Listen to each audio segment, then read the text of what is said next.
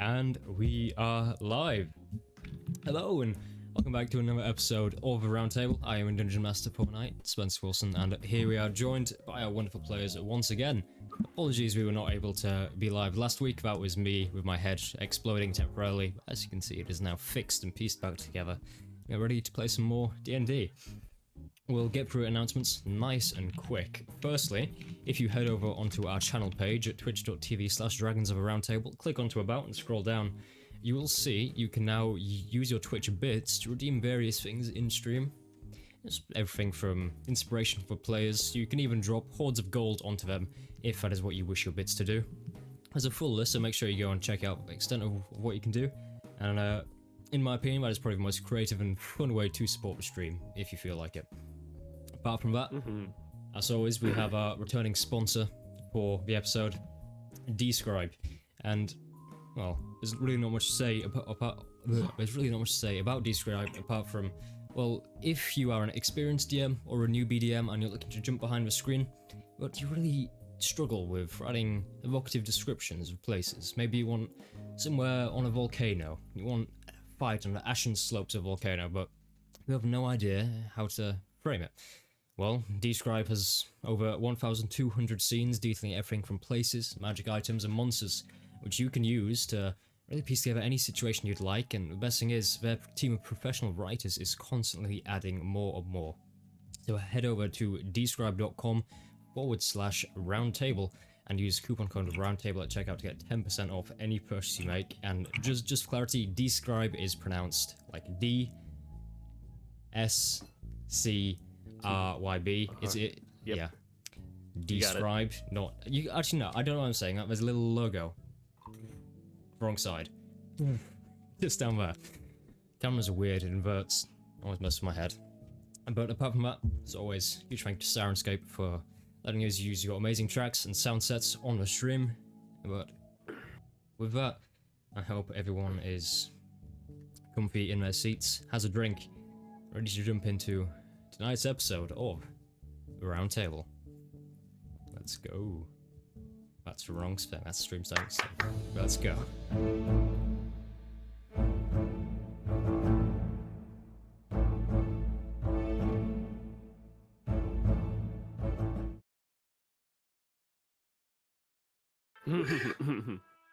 Roll. Critical roll. There's no word from Joey, huh? Wrong show, Alex. Shh, shh, shh, shh. They don't need to know that yet.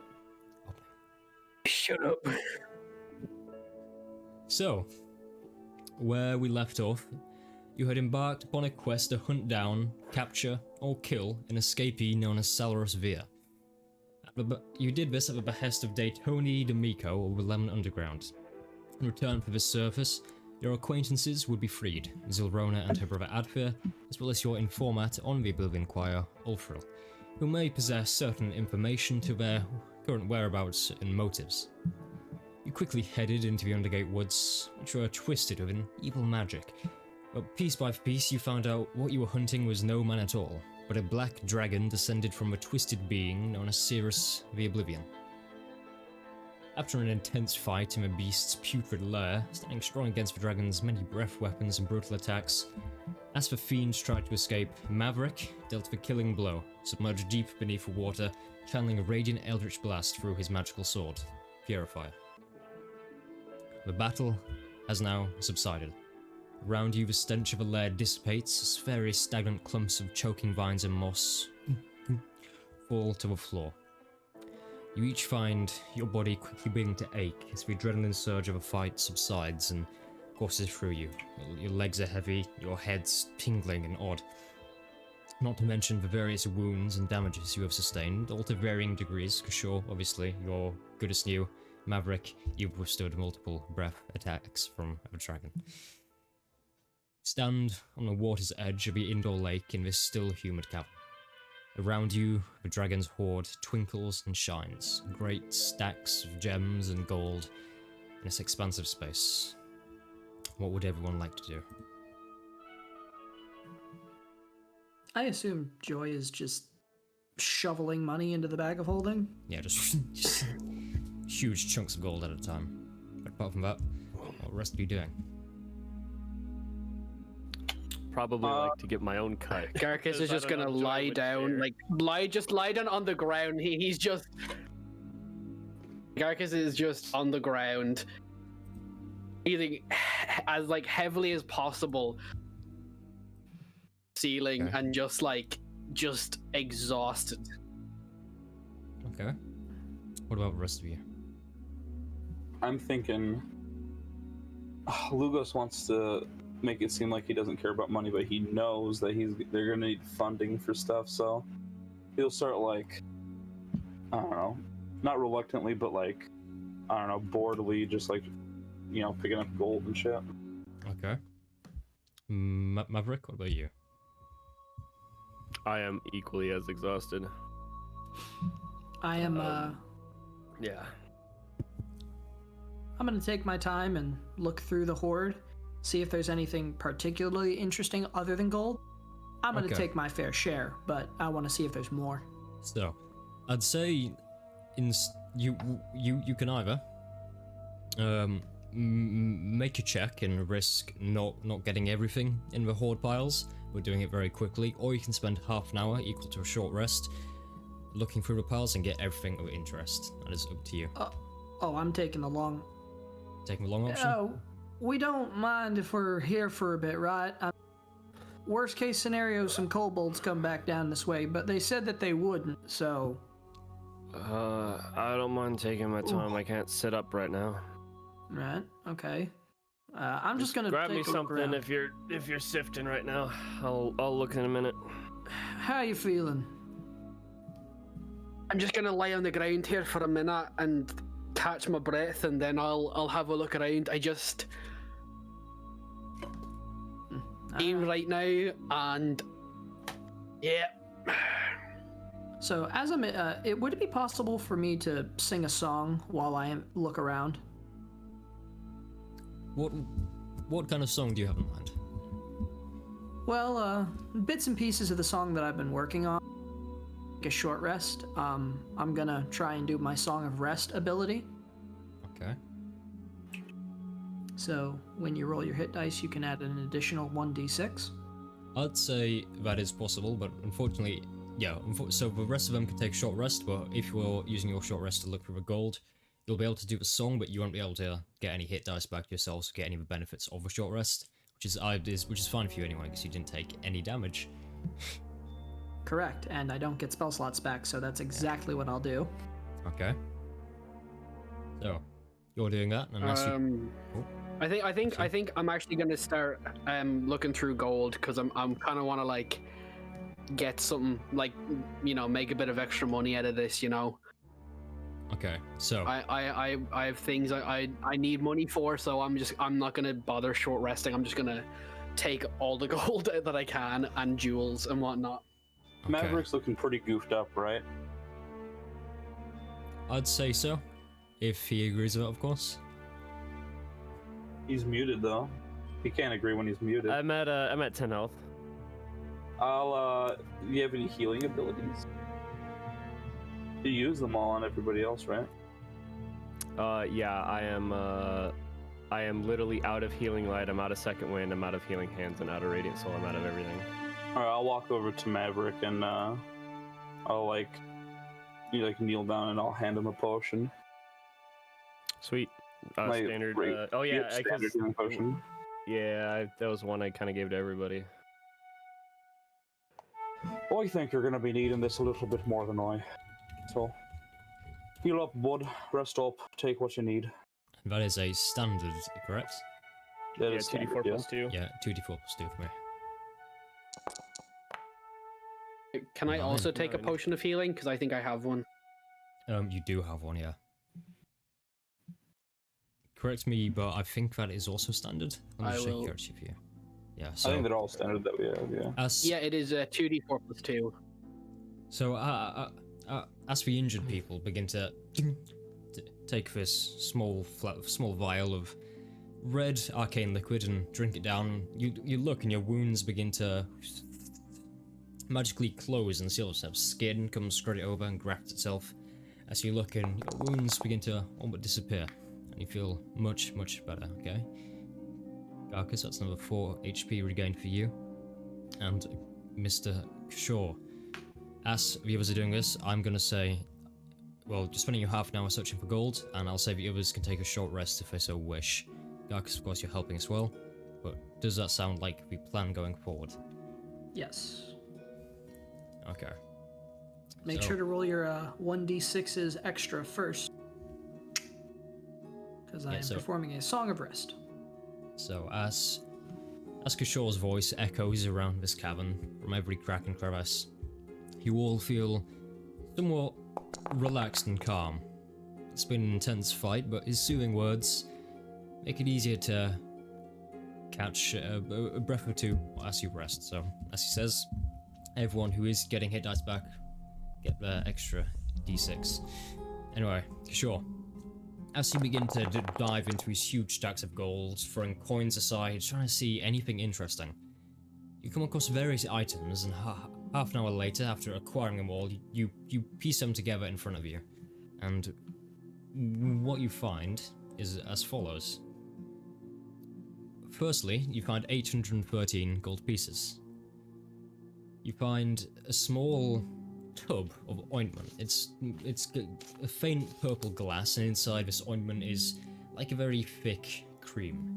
It seems to have been used once or twice, with some faint drops of blood still resting on the ointment. As well as this, you find two very familiar vials of red liquid. You recognize these as potions of healing. You find more various satchels of gems. You find actually 14 satchels containing various gems inside. And as you're going through, you find one item which is perhaps the most odd and peculiar in this entire room. As you're investigating the main stack at the far end of the room, on the very top, as you climbed, you see a very small, ovoid, crimson, translucent gem. Inside you see a 6-point white starburst of intersecting lines, and it's possibly the most beautiful piece of stone you've ever seen. Just holding it, you can feel its vast wealth it must be. And it kind of calls to you, and there's a twinkle, and you know this looks to be the crown jewel over this dragon's lair. I will, fuck it, I'll spend the slot. I'm gonna cast Identify. Okay. Are you doing that as a ritual or instant? You expending slots or instant? Okay. Yep. As you move your hand over it, can I just ask, I'm not too caught up on Identify spell, does that allow you to see the history of items or just what it is? You choose the object that you touch throughout the casting of the spell. If a magic item or other magic imbued object, you learn its properties, how to use them, whether it requires attunement to use, how many charges it has, if any. You learn whether any spells are affecting the item, what they are. If the item was created by a spell, you learn which spell created it. Okay. Well, that's only if it's magical, correct? I believe so. It's just it's a method for determining magical things. Okay. As you cast your hand over this gem and cast Identify, you don't feel much. As beautiful as it is, you don't get any magical pulses from it. It seems to be just a very, very pretty gem. Would Like a history check or something, Yeah, I or was like if about to he's say- doing it, yeah. I'll like do the help action. yeah. Well, I haven't come down with it yet. I'm deciding on whether or not I even want to show it to you guys. But yeah, I'm gonna make. Can I make a quick history check? I'd say so, yeah. All right, come on, don't fail me now.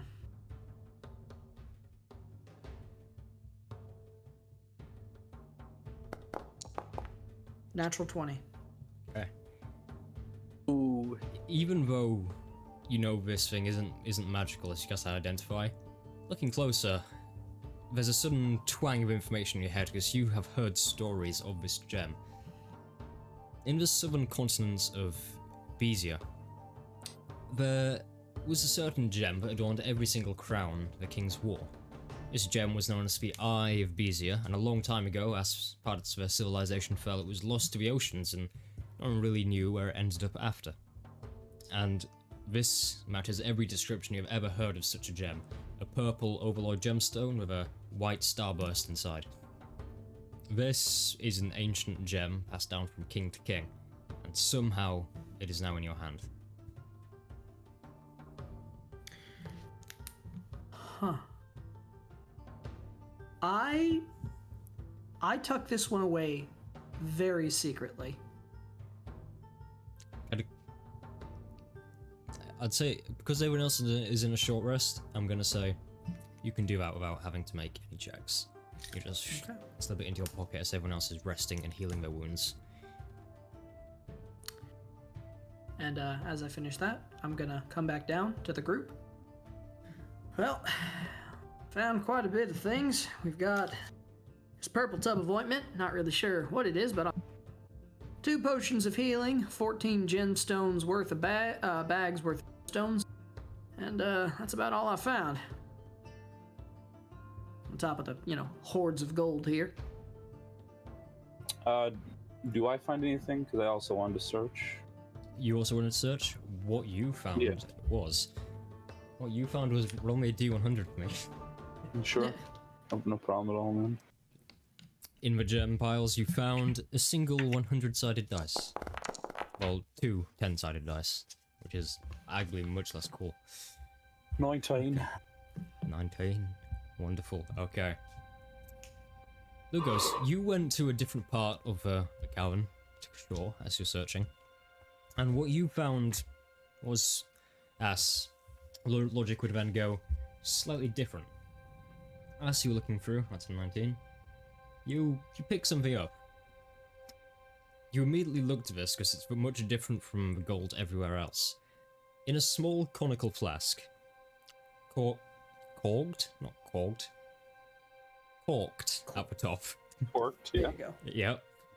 Massive brain just brought. Jesus Christ, it's been a long week. Corked to the top. You look, it's a glittery orange liquid, but as it moves, it seems to defy gravity almost as it spirals and gyrates inside of this conical flask. It has a certain fiery pulse, so it goes vroom, and around it the glass is visibly hot. I want to give it a little bit of a shake. Just a little bit, not like a big shake. Okay, so you shake it and you see there's tiny bursts of fire inside it. Can I make a guess at what this is? Roll me an intelligence check. Sure. 13. 13. It's a potion of some kind. You have no idea what, but it's definitely something imbued with magical properties that gives the drinker those magical properties. Alright, I'll pocket that. Okay. Anything else I'm finding? You would also find... I mean, another D100 for me. Sure. Just keep rolling D100s until I loot the whole place. 58. 58. Roll me a D10. Yeah. Anything for you? I was just gonna, I unmuted to say, you find a gun. 7. It's a Glock. 7? 19.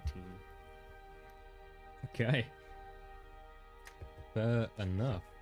You go and there's a chest hidden underneath some of the gold. So wipe the gold from the top as it clatters to the floor around. And you look at this chest. It's obviously very old. It's brass with copper fixings on it. And it's easy enough to open as it just... And inside there are 7 chalices. All look almost identical with slight differences in design from piece to piece. They all seem to be solid gold with various engravings and diamonds laden into them. Very expensive. Yeah, I'll take the chalices. Why not? Are you gonna try and take all of them? Could I? I'm gonna say that will require a check because having 7 chalices in your coat might look a bit suspicious. I was just gonna take the whole chest. I might carry it around. Lugos, is that a chest or are you happy to see me? Yeah. Let me see here. What kind of check do you want me to make to pocket them? Sleight of hand, please. Sure. That's 11. Huh? Sure, you're the only one not taking a rest at this point. I want you to make a... Well, your passive perception, I assume it's higher than at 11. 14, yes. Yeah, My so... passive, yeah, mine's 14. As you two... I'm also not taking a rest. you I'm weren't? also Okay. searching. Okay, so, as you're kind of split across, as you're searching in your respective places, you all hear echo throughout the room, a horrible metallic clinking, and you all turn to see Lugo stood in front of a chest, 6 chalices in front of him, and a 7th chalice has just fallen onto the floor, creating a tinny whining sound throughout the entire space. Even the people who are resting, there's a slight kind of tinge in the ears, and you look up as you're awoken from your rest. I like. Careful, nod you ruin its everybody. value. You want a couple? Why? No, I'm too busy patching myself up from internally bleeding. Whatever Don't you can worry, grab I'll for me save would it be for great. you. Aye, sure. I'll just, I'll put them all in the chest and I'll just bring the chest over. If I don't find anything else special, I'll take a few off your hands if I'm not able to find anything of much worth here. Boy, alright. Not like I need all of this shite. Okay. Garcus, can you also roll me D100? Certainly. As you search the third area of this cavern. 99. 99. 99. Damn. That's good shit. Okay. Better be. Yep. Definitely is. So I will need It's a you, gun. Garcus, to roll me. Yeah, you look, you roll up, you guys identify this. It's known as an AK-47. Does it have any magical properties? Nice. Can I rage with this? Can I rage shoot? Roll me a D100. 99, god damn you. D100 again. Another one. Oh, come on. 94. 94. 94. on, he says. You are getting decked out completely in this session, it seems. Just starting off. As you're looking through a chest, not for chest, as looking through another stack, something you find, there's an old adventurer here, hidden right at the back of one of these huge coin stacks. They look as if they've been hit by dragon's breath. Their bones are broken, and this skeleton is laid on the floor. You notice their armor seems almost immaculate.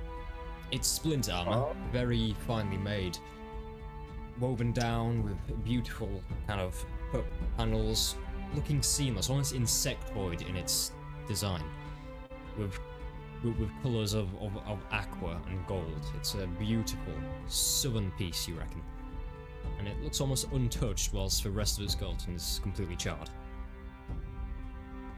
Magic armor.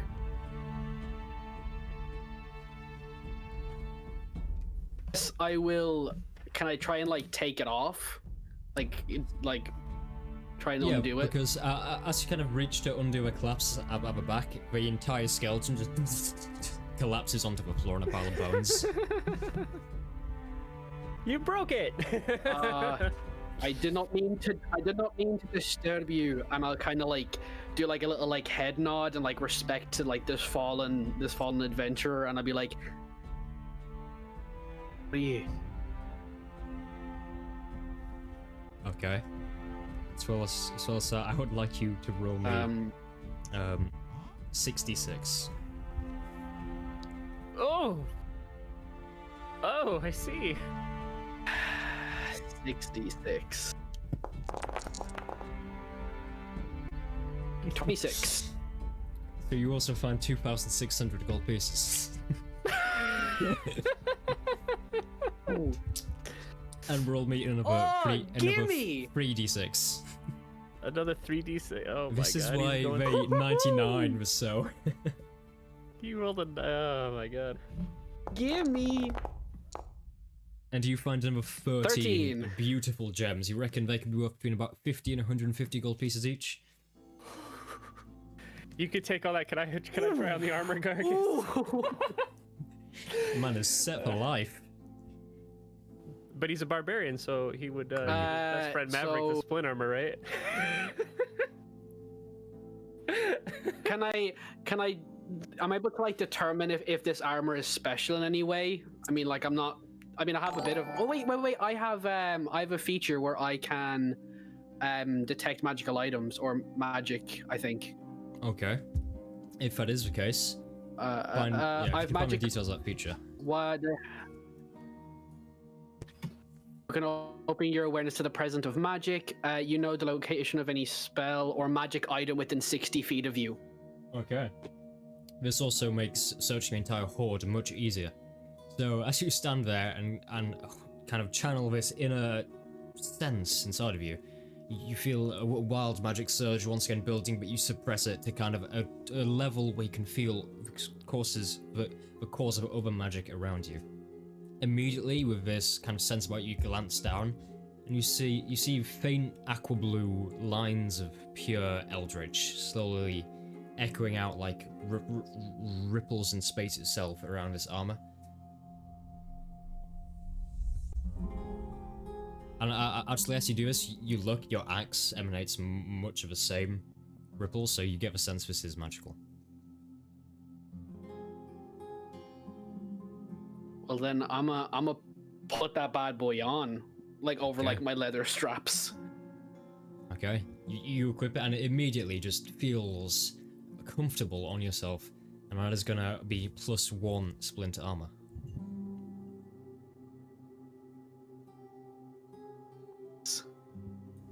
Heck yeah, look at He is now 19.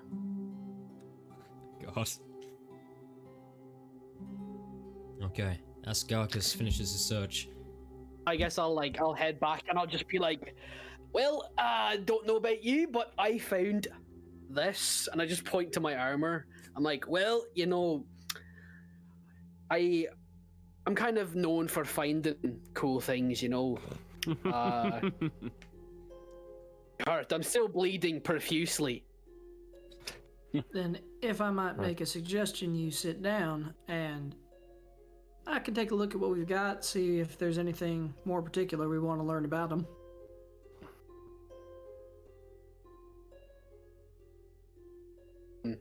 Take my axe and put on the ground. Start sharpening it a little bit.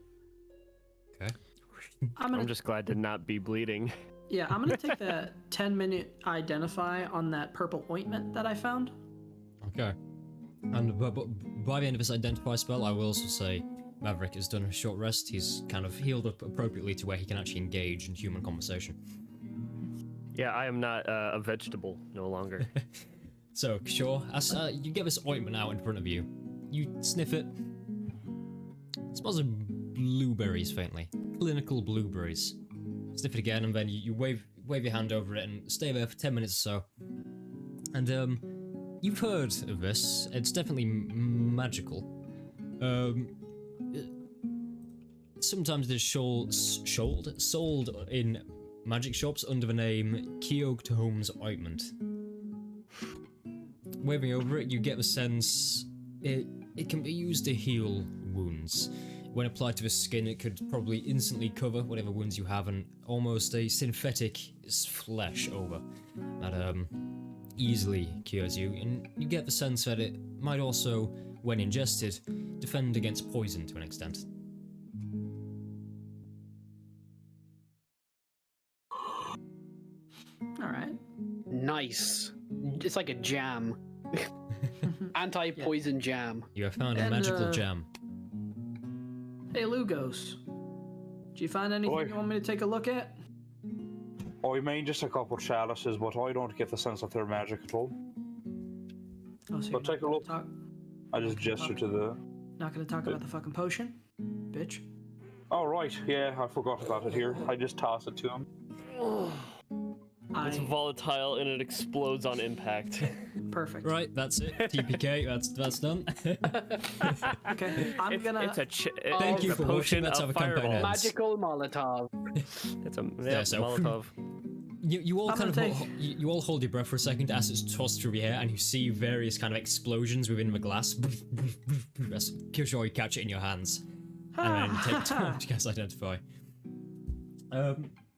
Again, this is something which is sold in the shadiest of magic shops, sometimes to people who compete in various underground fighting arenas.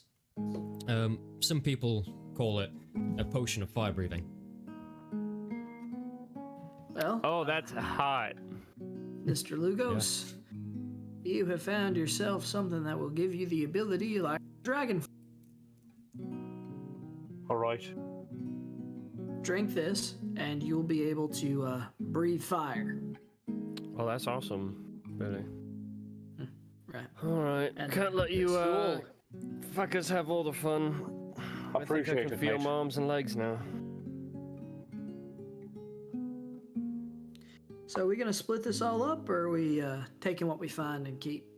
Well, if you give me a good cut, otherwise you can hang here for a minute. I can sift through whatever. See what you can find. I'm sure you'll find something interesting. Sure. Yeah, I guess I'll start sifting. I Whatever I passively pick up in gold as well. If you're gonna spend half an hour doing it, or if you're gonna make a check to do it as quick as possible, but you might miss something. What kind of check would that be? An investigation check? Investigation, yeah. Cool. I'm gonna spend 500 bits to give myself advantage. No way. You think I'm kidding? You have to be kidding. You have to be. I don't think He has become pay to win. Yeah, our campaign has, Oh has, my now, has now God. become pay to win. It's like, oh, I'm gonna go pay some bits to give myself advantage. Oh, I need a new spell scroll. Pay to give myself a new spell scroll. It's terrible. Please roll investigation for me. There we go. Is he actually doing it? You have to be joking. You have to be. You have to be. No, I did it. No way. Oh my god. No way. Divine inspiration. Oh my god. The die is cast. You just gave yourself to. Yeah, I No. gave myself advantage because I took Oh my my short rest and God. I might be missing out. Oh no. Also, you have to copy and paste the link as a browser source because it has I its own did. alert box. Yeah. Oh, it did? I didn't see Yeah. it on stream. Notify stream request should be on there. If not, I'm gonna take away Jin- for it. Roll investigation with advantage for me. My god. Bless. Do I know that? Do I see the potions of healing? My magical effect, it would still be up. Do I sense the potions of healing on Kashar? I'd say so. Yeah. Yeah. I'm not making any secret. Explain what I Aw, damn, it's still only a 12. Still only a 12. Damn. Yeah, it's still only a 12. Okay. Was it worth it? Okay. Let me just look very quickly. Okay. Still, roll me a D100. 100. 100. Who knows? That is 12. still a 12. I like 12s, man. Okay. Okay. Roll me another D100. Alright. Better? 83. 83 points of damage. There's another dragon! That's another dragon! 83 points of damage. There we go. Perfect. Okay. That's you kind of going through. You find something Thanks odd. Thanks for the sub, Scorchy. Yeah, Scorchy. As you're going through, you find something odd. You pick it up and it's beautiful. It's a beautiful set of chainmail. It's almost sparkling, and what dim light there is in this cavern.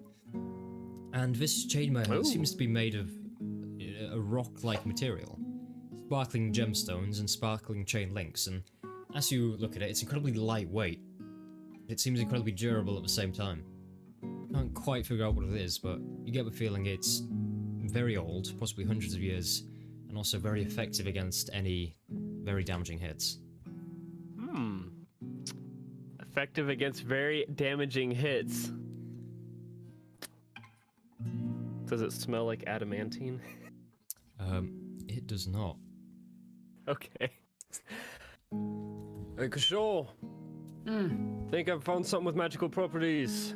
Think I could Alright, borrow your talents for a moment. I've got nothing but time. Also, I imagine Joy's gonna get just so much I have my shit. thing. So much gold because she's just shoveling gold this entire time. No, into no, a no, bag of not even holding. just shoveling gold. I mean, since the fight ended, before the fight ended, she's been investigating these piles. So I assume if there's going to be other stuff, she's going to find it. The entire bag of holding is probably full by now. God damn it. Okay. I identify cast on armor. Casting identify immediately. Okay. Well, no, I'm going to take 10 minutes. Oh, you're taking. During the 10 minutes, can I put it on? Because it takes 10 minutes to dawn. Hold on. Wait, Alex. I still have my magic awareness up, so don't waste your spell slots. I'll do it. Oh, I'm not wasting spell slots. I can cast identify as As a ritual, won't cast a spell slot. Garcus, what does your Well, okay. special eye see when you look at me? I see a man who is able to tank an acid spray from a adult black dragon. Yeah, we all saw that. Good to know that yours are working. My shield is probably fucked. These are working. I'll take the 10 minutes while he's doing this 10-minute ritual. I'll take the 10 minutes to change armor. Okay. Into the new stuff, or Yeah. and he's casting While I'm identify. putting it on. Can you identify this as I'm like putting it on? Yeah, like a tailor, like a Yeah. custom suit. yeah, so- yeah. He's my tailor. As you're equipping this, Kishore stands in front of you, hands outstretched, just slowly identifying this armor. And at the end of the 10 minutes, which must have been the slowest equipping armor in the history of the universe, you pull this chainmail on, equip your pauldrons, and Kishore, you come to the conclusion that this is exceptionally lightweight for its protectiveness, and it's made of a very rare material known as mithril. Ooh. Which means, my friend, you're no longer going to get disadvantage on stealth checks when wearing this armor. Finally! The bane of my existence is over! Until I Hey. still roll shitty anyway. Hold on. So, Mr. Maverick, this is particularly fine make. This is mithril armor. It's mithril chain. Which means, Mithril chainmail, huh? that's correct. It means you're going to be able to move quietly than you have been. Want to toss my old chainmail into the bag of holding then?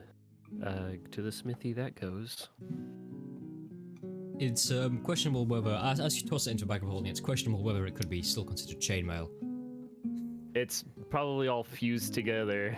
It's Yeah, probably garbage. I'll leave it in the den. It is garbage to me. The about dragon's my breath shield? has melted with various links on it with Oh acid. yeah.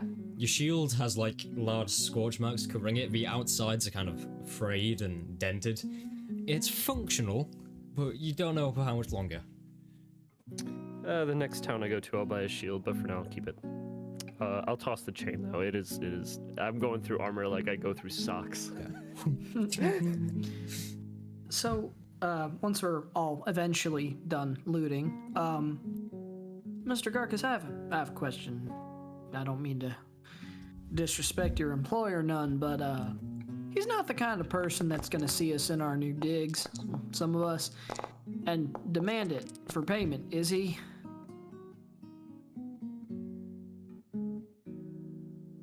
Really have the answer to. I've never had a job where I'd find a hoard like this before, so it's never occurred to me that any extra money on any jobs I've done before. So happen. I mean, way that we can hide them, then do that. I for one will be brandishing my new armor in the open. Same. All right, well, no. But I mean, you can just say that you bought it. He doesn't need to know that we got it from here. I'll keep it a little secret. Don't worry. I mean, I'm not too worried about that in the slightest, but I'm just saying, is there still gold in here even after all We could just done? tell them where the den is. Have them go fetch the rest of the gold themselves if they want payment so badly. I mean, Right. whatever. I mean, we couldn't possibly hog all of this to ourselves, right? There's just too fucking much here to carry. Yeah, you get a sense that there's too much even fit in the bag of holding, and unfortunately quite a bit of a gold in the actual fight. Some of the dragon's acid breath squirts over a tiny bit of it, so some of the gold is actually just scorched now. A few of the other pieces seem to be from other kingdoms a long time ago, and you don't know if they're standard currency. There's probably about another 200 golds worth here, and about maybe 2,000 or 3,000 copper pieces. Let's just get over it and get the fucking move on. I'm already all satisfied with what we've got, right? Agreed. Mm-hmm.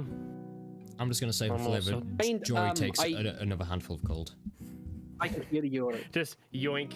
Just I can see you have those potions of healing on your person there, Kashaw.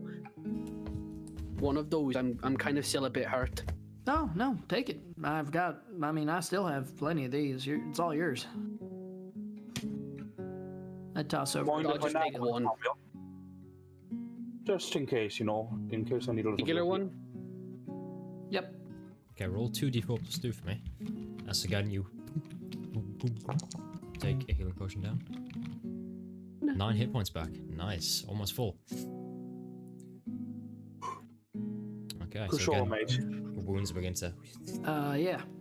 You don't mind if I nab one from you, do you? I gave my last one to Maverick. All right. Still got one left. Here you go. So. Appreciate it. Roll 2d4 plus 2 for me. I'm not healing with it. I'm just going to keep it on Oh, hand. okay. You You're ass. Just keeping it for personal use. Okay. And what's the ointment called? The ointment is known as Keotome's ointment. How do you It's spell odd it? spelling. Keoghtom.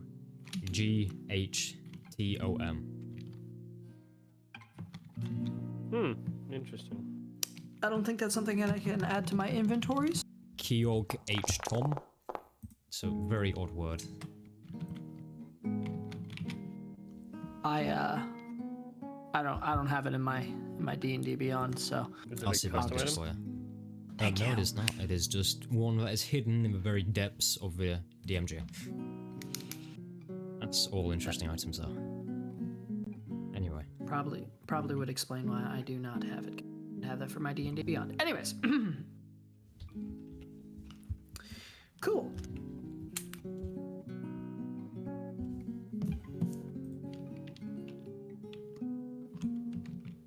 Okay, so as you complete your various hoardings of gold in here, you get the sense of air around you is kind of, it's so hot and humid, it's beginning to really get in your lungs and make you feel uncomfortable. Unless you glance around, it is up to you whether you want to take any of the remaining copper and silver, but apart from that, the air is beginning to get to you ever so slightly. All right. Well, I don't. I'll kind of gesture that we leave. I think it's Boy, about. it's getting right fucking hot in here. Let's get the fuck out of here. Agreed. Let's go. Okay. So, may I ask if you're just heading all the way back to Coldfort in one massive journey, or just going nice and slow, room by room, seeing where you end up? We probably shouldn't exert ourselves. Let's just actually take our time for once. Yeah. I want to get out of here as fast as possible, so I'm gonna rush out of here. Cheers. I just... Quite injured. Well, I don't know. Someone was gonna say something. I just stopped.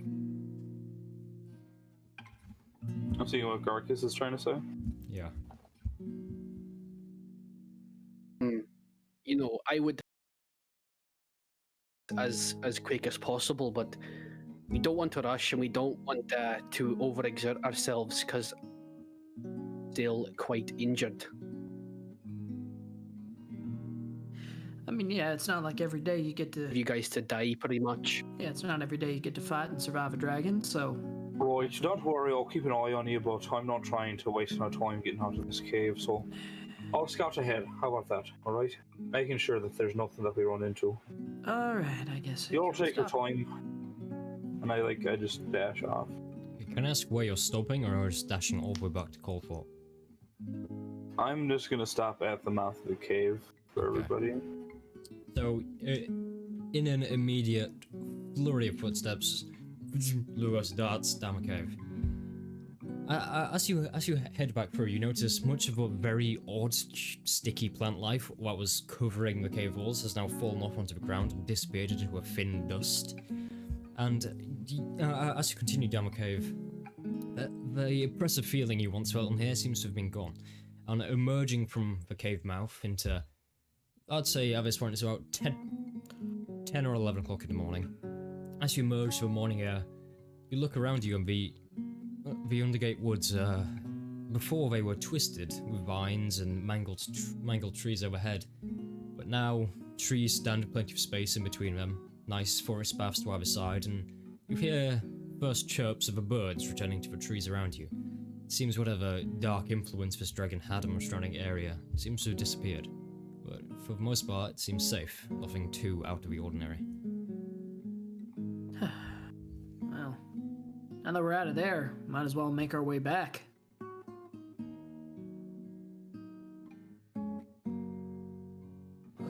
I mean, it's nice to see that whatever dark forces had an effect on this area are alleviated, and nature's returning back to normal. Yeah. I don't mind taking a leisurely stroll. It was nice out. How much time is left on the contract that I was given? It'll be By about tonight. 4 or 5 hours. It'll be late afternoon you want to buy. Yep. Today. Yeah. Before sundown.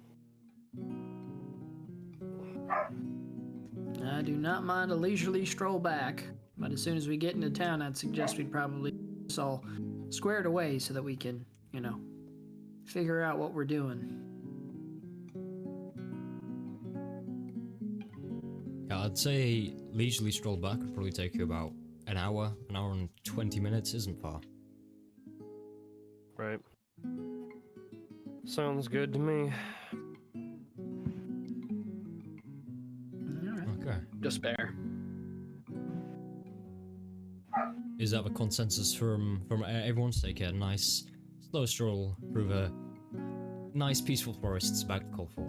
Is that the consensus? Okay. Oh. Well, Lugos is a fucking impatient fuck. He can go on without us. Yeah, Lugos isn't gonna take a leisurely stroll. Okay. He's gonna wait for them to get to the mouth of the cave, and when he sees that they're all fine, he's just gonna go. Okay, all the way back to Colfort? You know what? Actually, man, if the party insists on taking a leisurely stroll, Lugos feels like they may get lost in the forest, so...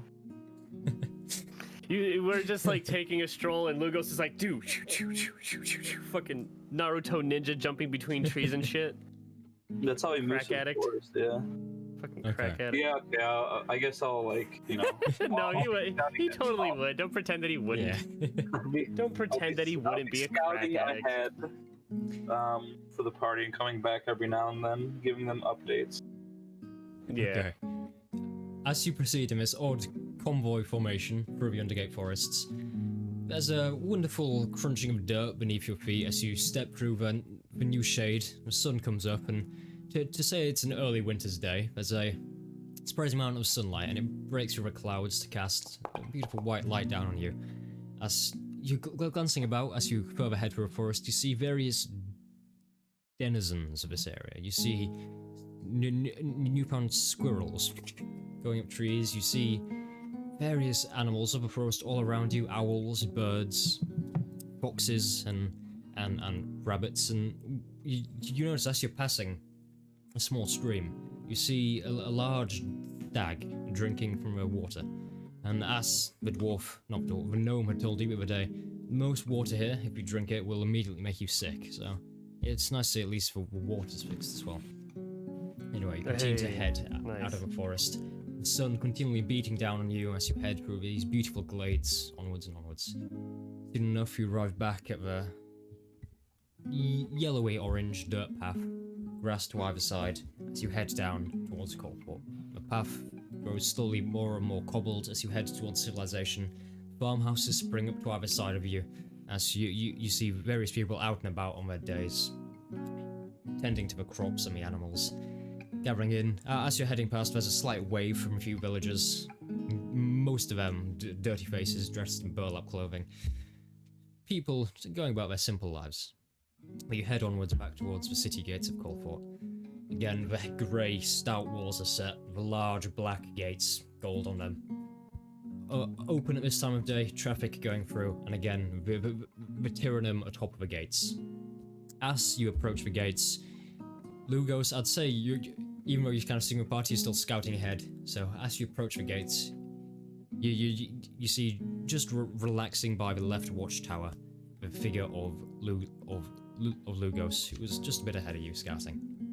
As you arrive at the city gates, finally. So, as we were walking along, I was just trying to play. Did you enjoy your stroll ahead? I saw that Nat 1 on performance, Kashaw. Yeah, no, but the way I'm gonna justify it is, I have so many ideas moving for songs right now. I'm just like picking up different pieces. It's like listening to a beginner, like try to pick up a new song. So Yes. it's just a jumbled mess of notes. There's nothing. It's like, yeah, no. As you just kind of jumble all over the place, trying to just put all these different ideas together into one. Unfortunately, it doesn't quite click as you're walking back. But you assume spending more time in it, it'll click eventually. Anyway. I was like, I mate Gorkis, I had to keep myself occupied because y'all pricks were taking too fucking long. Thought I was gonna die of boredom. Mr. Lugos, why is it that you feel the need to everywhere? Sometimes it's nice to just take a leisurely stroll through the woods. Don't got time to rest. We got plenty of time for lots of things. Not at the moment. Do you some Gotta good get if stuff you... done, alright? I'm trying to get this all over with as fast as I can. Alright, and then what happens after that? Then we all go our separate ways. And then what happens after that? Then I'll live my life. Resting. Well, Mr. Lugos, that's the thing.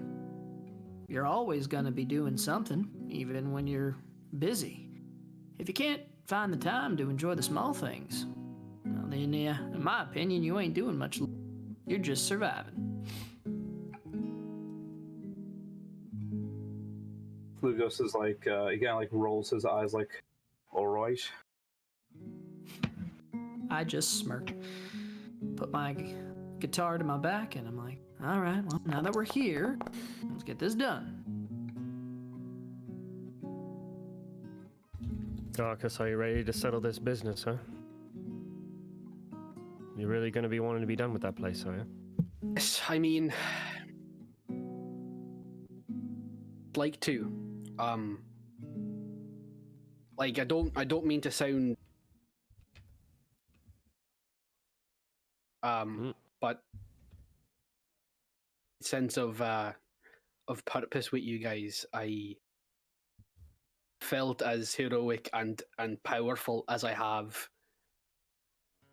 that we had has shown me that just because somebody promises to make you a better warrior, it doesn't mean that the beginning.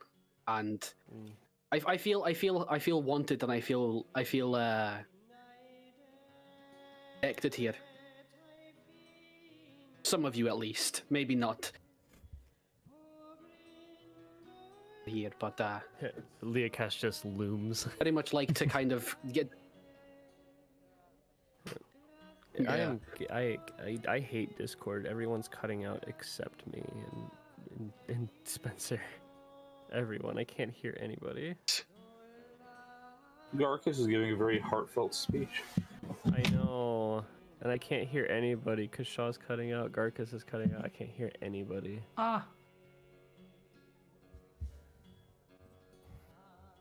Like I very much like to get away from that life and start maybe away from all the crime and the back streets and the underground, and maybe try and help people. What about your boss? He seems like a prick. You really think he's gonna let you go? Much is he's a horrible man, but I think if I or kind of Oh, no. God, I can't over my hear town, jack but, you know. shit. Oh, you're cutting in and out a lot, I Dan. hate this so fucking much. I hate Discord so goddamn much. Can we turn off some voice and video settings? Like get rid of noise suppression, get rid of echo cancellation, noise reduction, advanced voice activity. put Like turn all the- that shit off. I'll put the bit rate down on my channel. Should have helped. What was it at before? It was at max. Oh shit. Christ. 64, please. Yeah, it's at 64. Okay. Okay. Slight technical difficulties there. Apologies. Okay. Yeah, turn off all the bells and whistles that Discord voice and video offers. Just turn it all off. Don't need it. Okay. Okay. All Alright. set?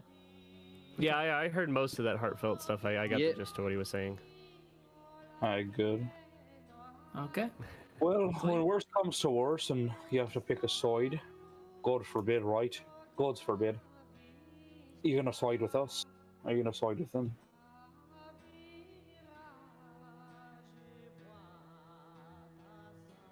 That I've only known you guys for a short while. I would hope that if down on my luck, that you guys would be there to, you know, lend a hand. Same Sure. for you.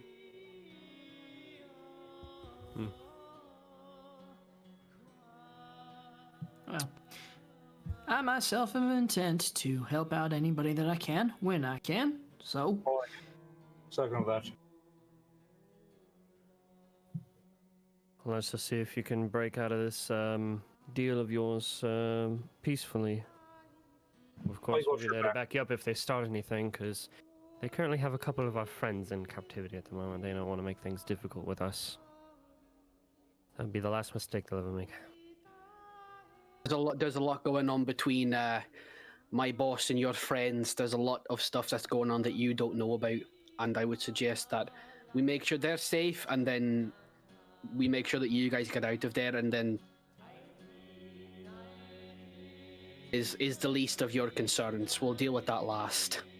all right. Well, we gotta get started somewhere, so let's head to where we need to go. You're leading Let's the go way, have a chat Gargus. with your boss then. Okay. Let's go. Yarkus, I will say, you know where to find your boss, obviously. Most of the time, the way you access your area of 11 Underground, because it is quite literally the criminal underworld. It's underneath the city. The most common place to access this by is a tavern known as the Flaming Thief. There's certain contacts in there who can actually get you into the place you need to be from in there. So that is your most common point of contact, the Flaming Thief. Okay. Yep. I'll probably just lead them there and just say, if we want to get into the underground, we have to go through here. So I'll have to.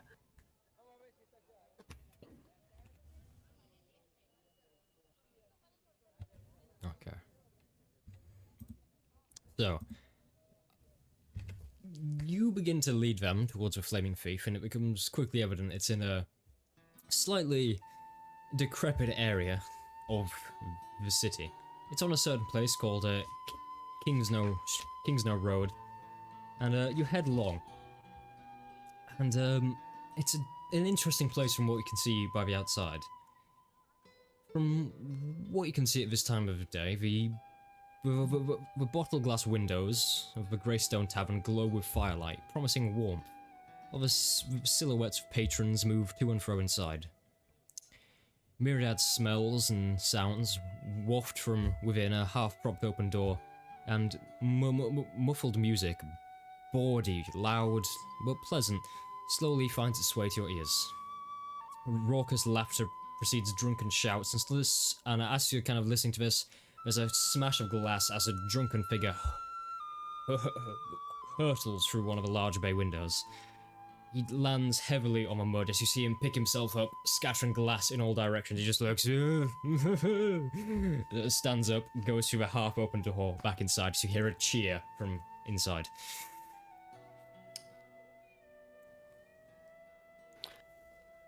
Lovely place. Yes.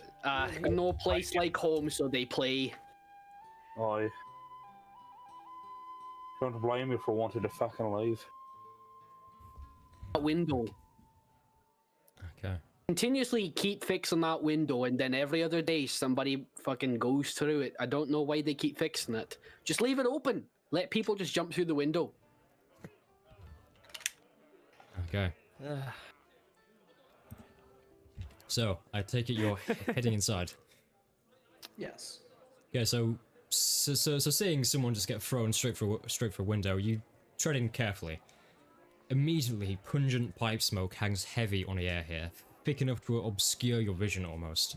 Creatures of every culture and race imaginable clog the interior of the tavern, crowding around tables and benches, slamming pints and singing along, albeit poorly, to a bawdy three-piece band on a raised dais in the far corner. The barkeep, broad-shouldered, half-orc female, barks orders to a harried cook behind her and shuffles off with a platter laden with sloshing tankards and piles of greasy meat slippering all over her. She just sprints across the tavern to a far table of patrons, slams tankards down, frothing everywhere, rushes back to the bar to refill and go again. People around, again, sinking pints, playing darts, playing card games in this absolutely hell of a tavern. No one's really noticed your entrance, too busy dealing with themselves.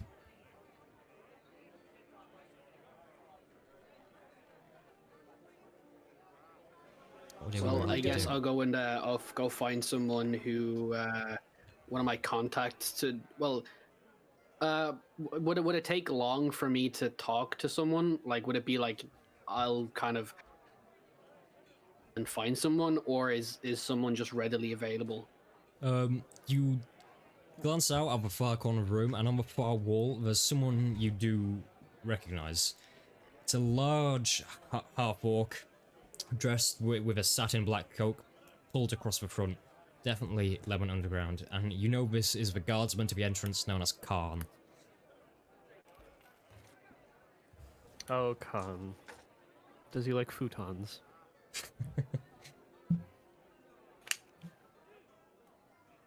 Want to wait here and I'll go over there and they'll get us in there, or do you want to accompany me? Oh, we'll come with you, sure. Oh, we're definitely coming with you. They have some friends I of think ours. we have to I'm not anyways. letting you do this alone. Who's carrying the head again? Not one of us. It was too big. We have like teeth and horns and stuff. Oh yeah. Dragon head. Yeah. I have part of the face that's that has the scar. scar on the eye. I have like half of his face. You Gotcha. filleted his face and you have his horns and teeth.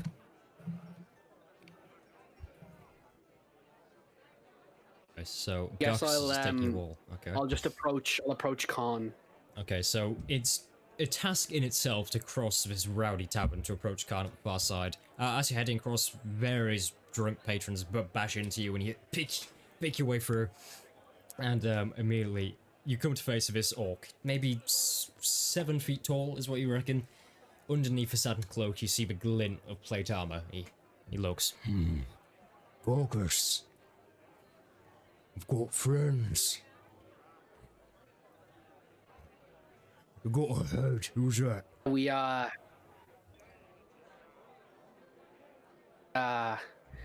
the man that I was tasked to go and collect. That's not a man. We Men know don't exactly have who he is. snouts. Sometimes when men are not who they say they are, some people can actually look different. I know that's a lot for you to take in right now. I'll explain it to you later. We'll sit down and I'll teach you some stuff.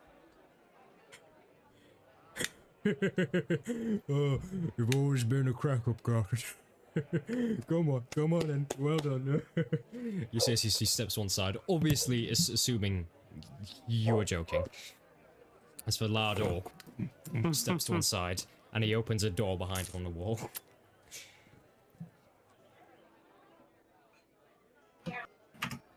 All right. I go Like in. giving eyes to like Kashaw. It's like he could keep like he's scary, but like I'm trying like not to look nervous. Kashaw doesn't look remotely nervous. He just gives a smile, and his eyes have been on the band. He's listening. Yeah, Criticizing. they're not anything special. You could outplay all of them. It's slightly out of tune. It's a saxophone, a guitar, and a piano. You think a few of the piano keys aren't even working. The guitar is definitely horribly out of tune. I'm a saxophone player, not sure if I've picked up a saxophone before. But they're getting the gist of the song around, and the spirit of it, which is important. Kashaw, not being the person he is, just smiles. He smells opportunity. But we'll get to that. Okay, so Khan stands aside and gestures a hand down. The door opens, and you look. It's a small stone staircase that leads down, maybe 20 feet. So it's a spiral staircase, leading ever down.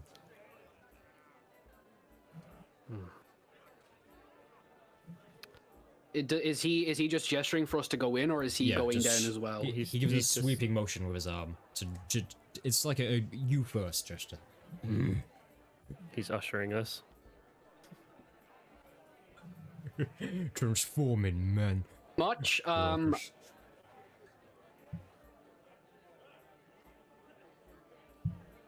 Thought of that joke before I came here. Yeah, I appreciate you laughing at my joke. It's good. And are your friends safe? I assume they're not gonna kill me or anyone else. Oh, no, they're fine. Like they're fine. They're with me. They're part of the job, so you can trust them. So they'll be with me. Oh, hi, I'm Khan. He gives like a gentle wave. Hello, Karn. Cashaw C. Cassidy. Pleasure to meet you. Yeah. Oh, He waves a huge finger at your face. Just Hey, Karn, would you like to see a trick? no. Well, you know, transforming people are not a joke, but all right, I'm just like, okay, I'm not playing with a stupid person. I want to get this over with. Make some money. Make some more money.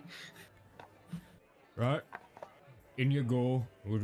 We're drawing too much attention here. All right. I know. Walk. Remind you, don't be causing any trouble. Or I'll use this mace and paint the walls red of your brains. Huh? Trust me, it isn't nice. Very messy, takes a lot to clean up. Barely an inconvenience if you know the right trick. But we won't cause no trouble. he sir. just stares blankly at you. It's like, The head tilts slightly, and he goes, Is he dirty in any way? Like, just have any "No, mud he's or wearing muck? he's wearing a very clean cloak and very clean plate armor. Seems to take care of himself."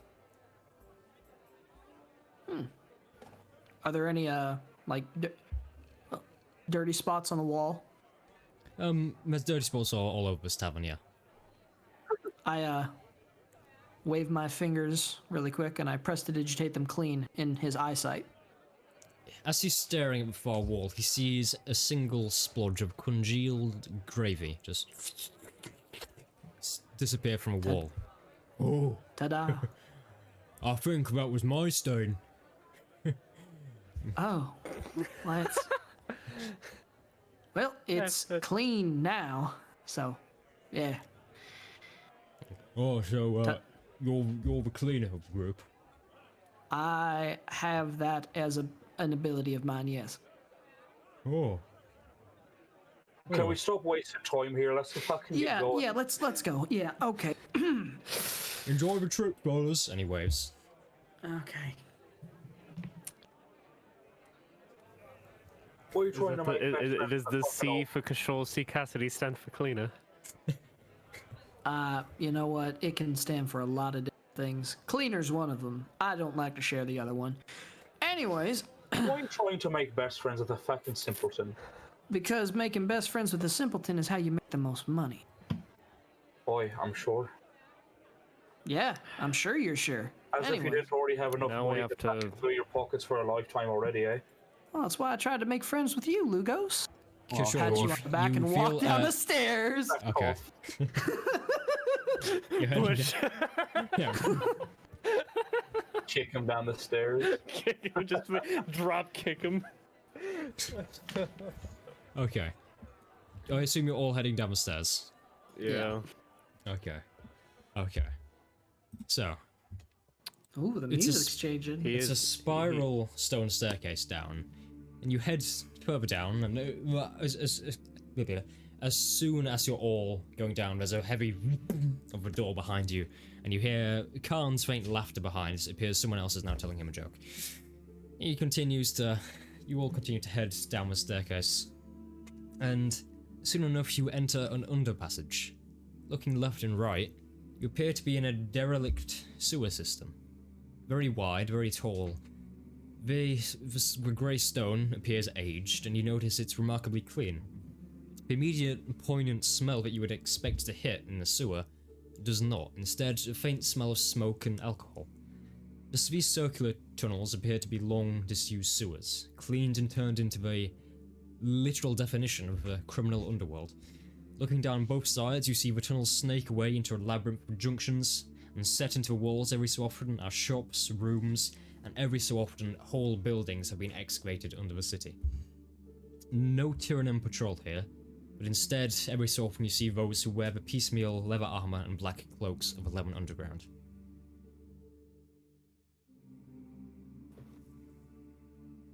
Garcus, again, you would know the way down here.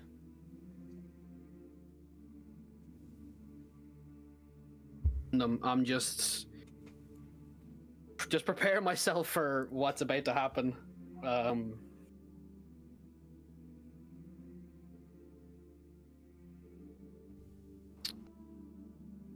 Nervous at all, friend?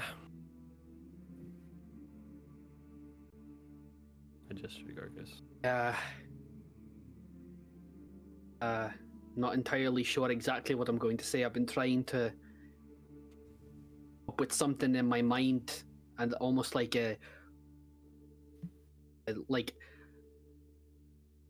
see, but I can't think of anything. I'm unsure as to how it's gonna go. It'll be alright, mate. We got your back, alright? I pat him on the back. Set yourself with confidence, Gargus. Don't let him walk all over you. As this conversation's happening, I'll be back Remember, in he's just a a second. fucking human. He bleeds just the same as anyone. Well, apparently one of the people that he thought was a normal person turned out to be a dragon, so for all we know, wolf or a vampire or something, I don't know. Be a good thing for Bolgan disguise for all we know. Sort of, and I don't like it. Yeah, well, I think what's more concerning to me is the fact that he knew that thing was a dragon. He had to. There's no way he didn't know. I don't He know. sent men out there with... Something tells me that he didn't. No, he sent men out there with methods of harming a dragon. You don't send men and equipment knowingly. Which is why I got the distinct feeling I don't think he was expecting us to come back.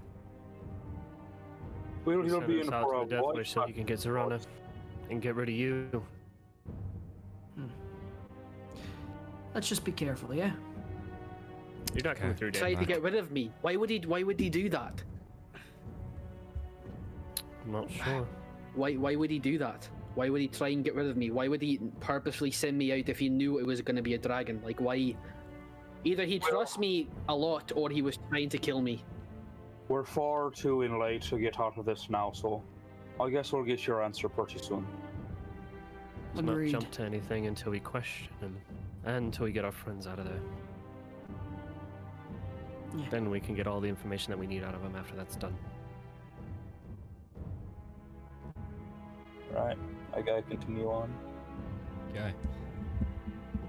Garcus, I assume you are leading them down the correct pathways to head to where Daytoni D'Amico resides. I am.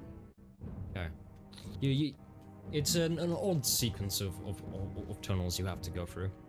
But as you get closer to where you're leading him to, you hear an increase in the amount of chatter around, and the alcohol smell gets greater and greater, until these tunnels, which are relatively dark and dingy, torches on the walls every so often, there's a bright light as you approach a T-junction of sorts. On the left of the T-junction as you go through, you are taken aback by what is possibly the biggest structure in the entire 11 Underground. You appear to be in a huge vertical storm drain of sorts. Possibly 100 feet tall and hugely wide. This large cylindrical cavern goes straight up. You see the roof of it has been bricked off, but there appears to be one or two skylights in there. Weirdly enough, the entire floor of this has been replaced with polished wood. In the center of the storm drain, you see a single bar and various tables dotted about in front of it where members of 11 Underground drink and engage in various festivities, much like the Flaming Thief above you.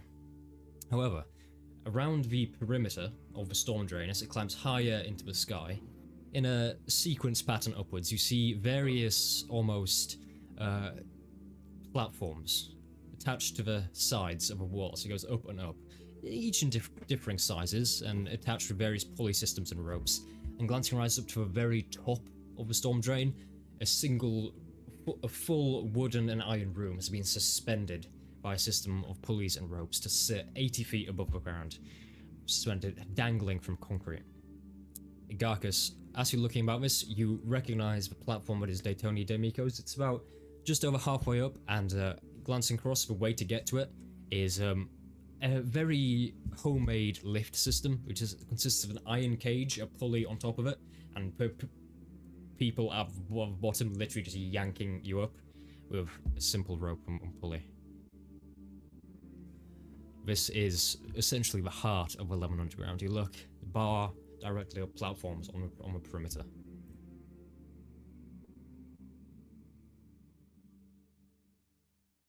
What would everyone like to do? Do I see anybody? Is there anybody around that I would recognize?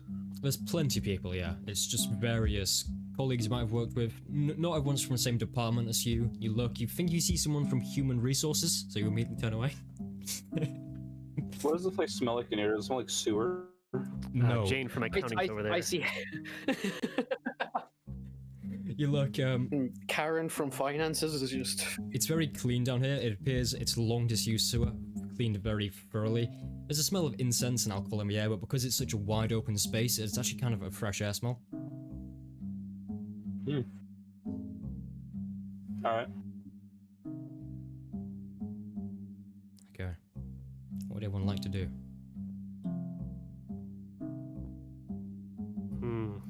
Around for Daytoni.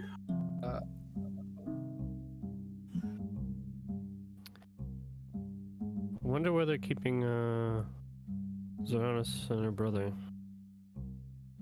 Wonder if there's like any kind of holding rooms, things like that. Would I know where that is there any specific areas where they keep hold people that I would know about? The 11 Underground have their own dungeons, but you To don't kind of know whether Daytoni back. would have taken them there. He's a peculiar man with his own whims. He's a peculiar man. He casts imprisonment on them and keeps them in a necklace. Here's her on the back, and he throws back a necklace. No! Yes. So I guess Yeah. Up to you. find someone who will do the lift for us. Anybody around who would like? Does anybody react to me coming back? Is there a reaction when I come back? There's a few glances your way, and it's the classic thing of it's a single eyebrow raised, kind of a knowing nod as you enter from a few people. But they respect that you are returning from a kind of a task, so no, it's not particularly time to be social. Seems like D'Amico keeps the other people in the dark. And What? you look over towards the lift system. It appears there's 2 guards constantly stationed at the bottom of it. Essentially a very convoluted door to his office, if that makes sense.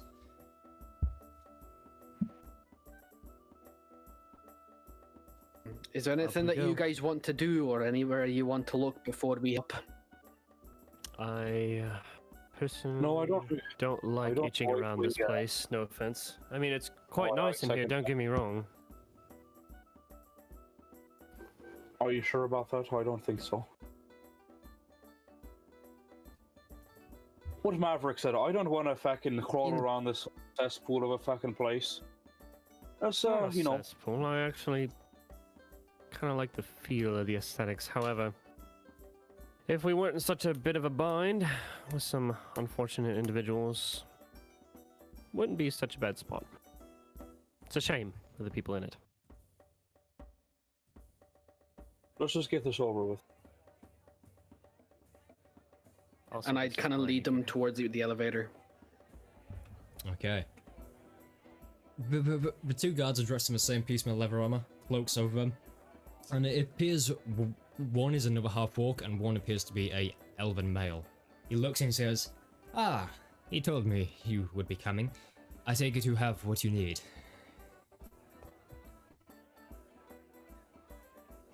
Sounds like he expected Yes, you to but not in the form I was specifically Don't take that up told with me, I would take find that him. up with him.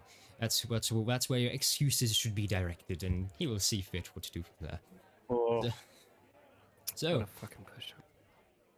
in the cage, and he steps to the sergeant.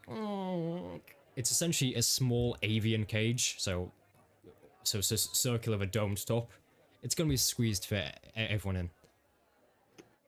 is it like an elevator system? Yeah, you It's a giant bird cage elevator. you That's stand in the dope. cage. They yank you to the top, which is about 60 feet up. Yeah, I'll get in. Comfy ride. How would you feel if this was? I'm so small compared to everybody else. How would I feel if they suddenly let go of the ropes terrified? It's an elaborate plan to just kill the entire party right there. Yeah, or keep us trapped up in here. Yeah. Prisons. This is where I need to learn, take magic initiate and get, God dang it. What's that spell?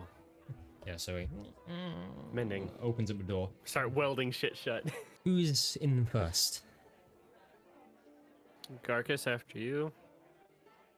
Yeah, I'd imagine That's it. Garcus. Yep, there Yeah, you go. I'll Marcus. hop in the cage first. Right, I'll follow you right after, make you feel better. right. Everyone in. We don't have all day. He's a very busy person. Very well. Slide in. Yeah, we'll just hop on it. I'll get You- down on it. Yes, yes. So as you all enter the cage, he gets a key, locks the cage shut, and says, "So, please keep your hands and feet inside the lift at all times. And the fun thing about this is, if the pulley system breaks," and he mimes splattering with his hands. Right. Come on, Barn. Let's lift them up. Goes back. And the half orc who looked very similar to Khan, slightly different, goes, "Yeah." Wait, Karn and Khan and Bon. Wait, what? Khan and Barn. Oh my god, are they brothers? There he grabs it in. They li- And bit by bit, this very janky iron cage begins to twist stuff up, and there's no kind of there's no stabilization, so you're kind of drifting from left to right, and you have to stay as still as you can to not slam into the wall. As just bit by bit, you're creakily raised. Foot by foot, you continue going up until you're around 60 feet in the air. You look over. If any of you are scared of heights, it's complete vertigo. The concrete floor below you. As you hold onto the cage, and as you go slowly up to Daytoni's platform, well, cage stops, and you see another 2 guards on almost a jetty entrance. This entire platform is a large wooden area built against the wall. There's no roof or structures. There's no need for them. It's a wooden platform. At the far end is a desk, wonderful oak desk, and sat behind it is a very familiar figure. You see, rolling a coin over his fingers, both feet resting on paperwork that you assume is quite crucial. His eyes closed, relaxing his heavy-set features as he breathes deeply. You see Daytoni D'Amico. The, as of course, the two guards on the desk just there, and just next to a bearskin rug halfway across the platform, on the side, not against the wall, but against the 60-foot drop, 3 avian cages, just like the ones you came up in the lift. Apart from, in one of them, there's Ulfril, in one of them there's Zilrona, in another there's Adfir, resting precariously on the edge of a 60-foot drop. As soon as you go up, a guard steps forward, gets a matching key, unlocks it, and the cage spins open. As a single as one of Daytoni's eyes cracks open to your presence. Well, the prodigal hero's return. How are you doing? You made quick work of that. Come on, step forward. Show me what you got. As his feet slowly come from a desk, and he stands up to greet you.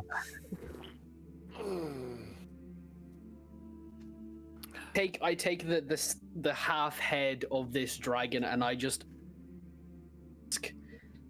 stare at him. Plop it just on his desk. Well, Mr. Carcass, who has shit in your scrambled eggs? You better stop that little facial expression you got going on there. You should be happy to complete such a task for me. I'm out to believe this is...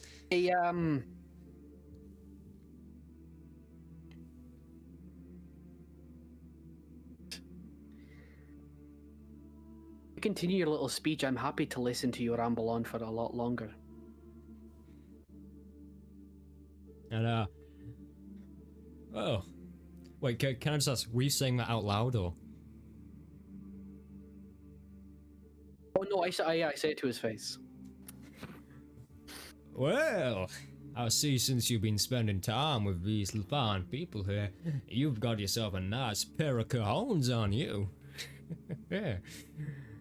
Nice to see you finally growing out in your element. I respect that. Yeah, the rest of you, I trust Mr. Garkas here wasn't too difficult to work with. No. Quite pleasant, actually. Very capable. Well, color me impressed. I always thought he was the annoying one who talks too much. Oh, the irony. I'm sorry? Nothing. Oh. So, seems to me that Mr. Salros Veer wasn't too much of a tiefling at all. I'm led to believe he was, in fact, a little beastie. Am I correct in my assumptions? You I would think we be. did that already. See, It was quite nice of you to let us know that we were actually facing a dragon and that you sent us out knowingly not be telling quiet. us It's a that. team building experience. You see, it's not a binary thing knowing something. It's not 0 or 1. I can suspect things differently. I may have suspected he was a dragon. I didn't know for certain. So I thought not to make you piss your pants when you go out there and say he's just a standard tiefling. And I'm sure we can agree we're all better off for it, are we not? Yeah, good. Nice to see we have a mutual consensus. Anyway, Wish we could say the same for the unfortunate 3 that you sent out with Dragonsbane gear laying dead in the forest from him. oh well, they were my private guards. They died in service to the Lemon Underground. I'm sure they were happy for it. Anyway, you see, I've heard some interesting things about dragons, and you see as once again he sits back down at his desk, his feet go back up. I've heard they guard a particular treasure hoard. And You would be correct. would be absolutely right, like my friend said here. Which we have left intact and in place for you to use as you so deem. Oh, well. You see, the way I see it, any particular treasure you may have collected, the Lemon Underground is owed 50%. You know, settling the debt. Well, Good. sir. The other 50%'s in the cave. Go collect it. Yeah, precisely so. We only took probably only about 20% of the takings. The rest of it's all yours, sir. Roll deception for me. Okay. I give him the help action. The help action. I also give Hey. Punching back- I give him punching the against help that. action, 'cause I gave him with a quick, snappy cocksucker comeback, you know. That would be 25 for the first one. Woo! Or, yeah, 25 for the first one. Okay, he's gonna roll insight. I don't know if he can even beat that, but he's gonna try it as no matter. So, Borger. He has a +5 to his insight, gets to 22. Not enough. Anything. They with their Wow. new stuff. Well, so it may be that you have left the other 50% in the cave. But I like the look of the 50% you have brought with you. I can't help but noticing, Mr. Garkus, you have brought yourself a fine new set of equipment. I think I Yes, should try it well- on. The treasure. I did not find it in the treasure, therefore profit. No, you didn't find it in the treasure. Found it on an adventure where did that was you lost find in it, the boy? cave. He got it off of a dead body. That was sadly departed. I found it on his body, and Look at you. I So I was put it talking on for back, you've now protection. become a grave robber. I bet the piece of armor's haunted right there. Enjoy.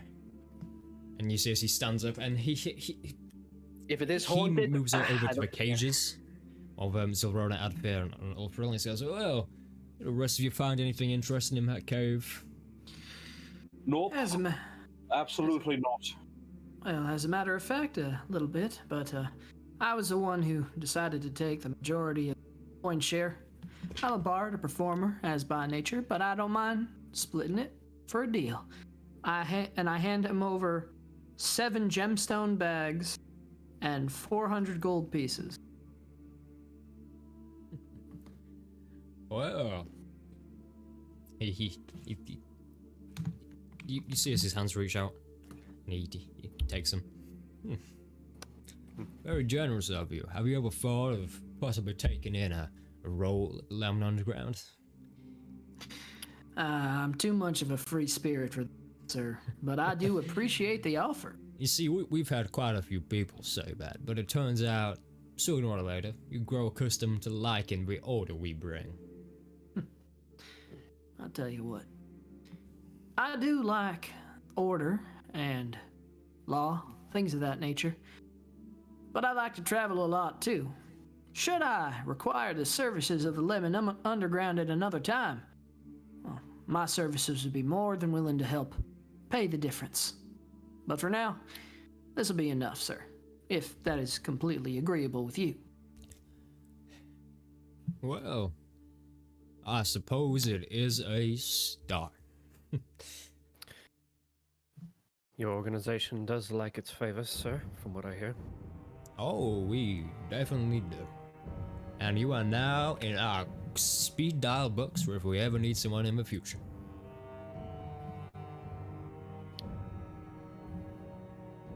Anyway, I suppose you now need your part of the bargain. That is correct. We had our deal. Hand over the elves. Alright, here you go. Here's the keys. And he throws you a bundle of keys. Now, can I do anything else for you? Garkus, I assume you're gonna be on guard duty for the remaining week. Apart from that,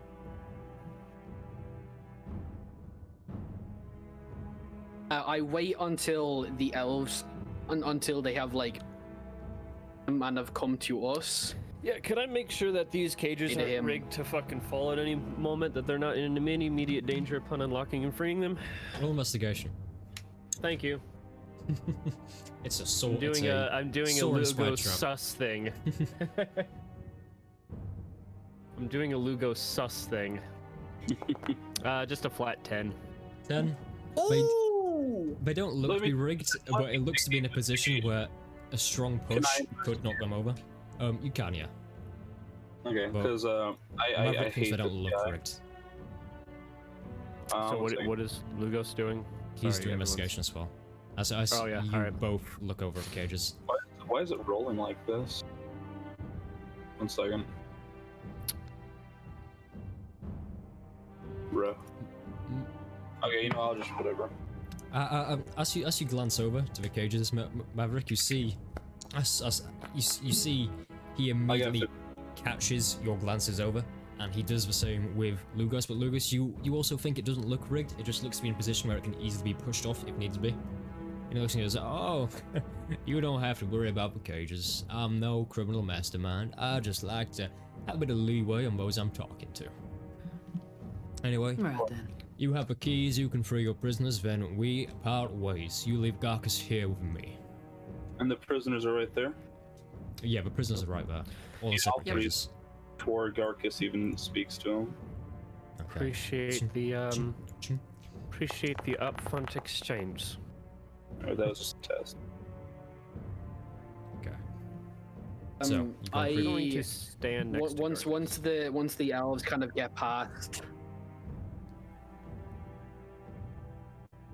I say,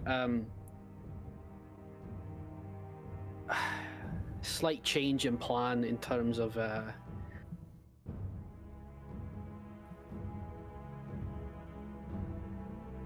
Go on, mate. Well, spit it out, I boy. take the 13 bags of gems, put them on the table.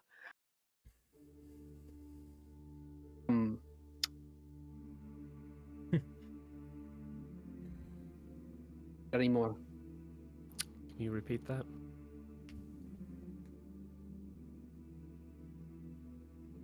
Any more? Oh, no. I only was the hear. same All I exact hear. Are place. you on push to talk, Dan? God damn it! Get off push to I talk. said I don't want to be here anymore. There we go. Wow. That is Gotta a wait that 2 mighty seconds for it to kick in. revelation. And I suppose these gems are my payment for being such a wonderful boss all these years. I would hope that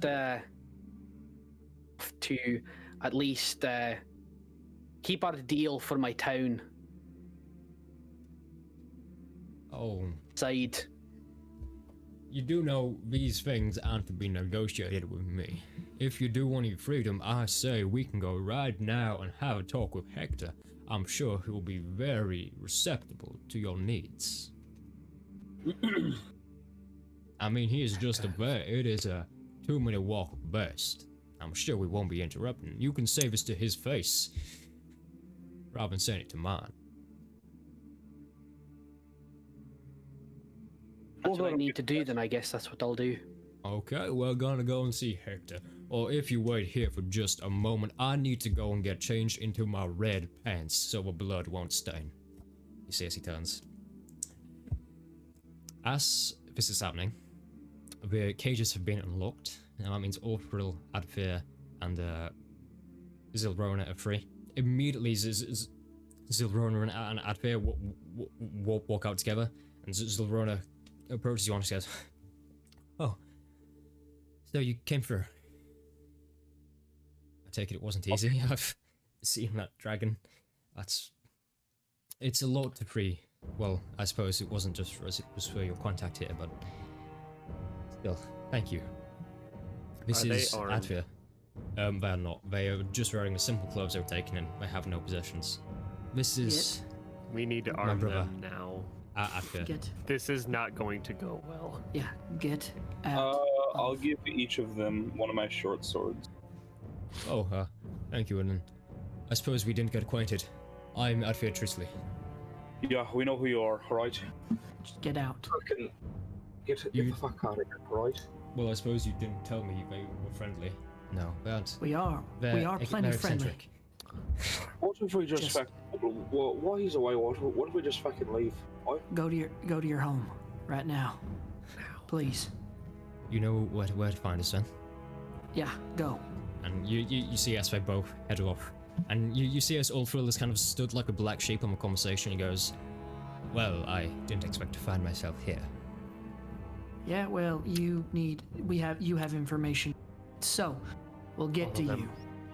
Okay, I'm just going to take a seat here and hope for No, the best. you're gonna follow Do the elves. Lemon Underground? Did Lemon Underground know about the little Rat Tatty tavern that we stayed in the other day? You have no idea. So it's Zerona's own personal hideout. Yeah. I don't think she runs a pretty tight knit ship down there, as far as we could tell. Just have our contact follow them. Yeah. You want me to follow those? Follow them. Make sure you're not being tailed. Look, I've already had to listen to their incessant conversations for the last day in those cells. I don't bear any more. And So- you can oh stand no. it for another. And you can Oh stand no. it for another hour. What if we die? Oh no, what if we're pushed off? God, can they just shut up whining? Yeah, well, I- unless you want to get involved in this, go with them. For now, we will catch up with you. And what's Things stopping me always from get just more running off difficult. into the streets? Any gold? Do you have gold to pay me so I don't run off? Fine, you can stay right here with Or we us can then. stay. Well, on second thoughts, I might follow them. No. Now you're staying. I think it's best if I do follow them. I was just... Maverick? I was pulling your leg. Perfectly honest. Well, now I can't trust that shit. He immediately but before you can say anything, he dashes straight into the lift, like closes behind him and it pins it. Go back down to the ground. Shit.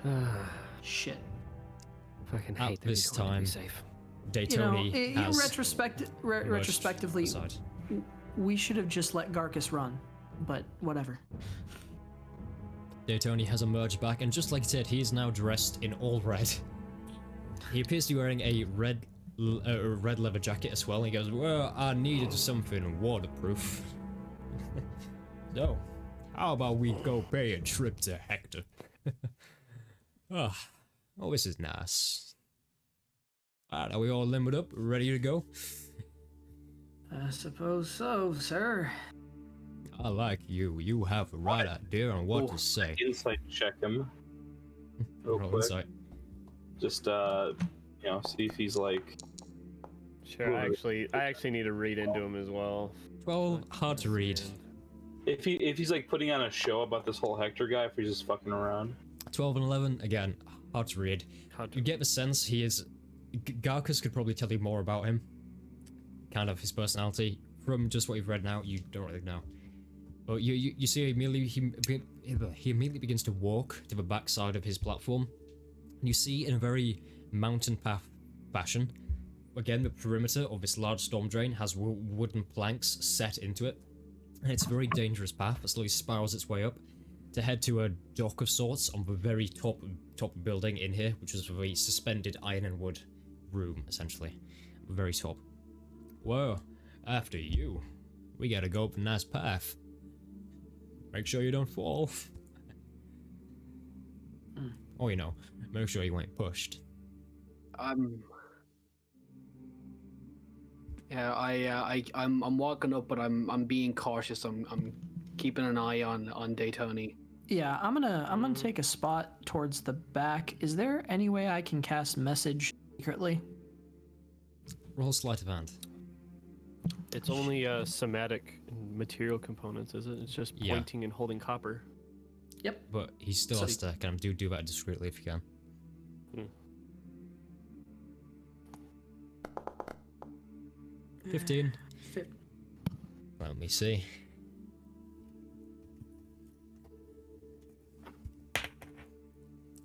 Yep, okay. You seem to be able to do it discreetly. Who are you casting it to, and what are you saying? I'm trying to cast it to Garcus. If Okay. this goes bad, we can jump off the sides without folly. Just trust me.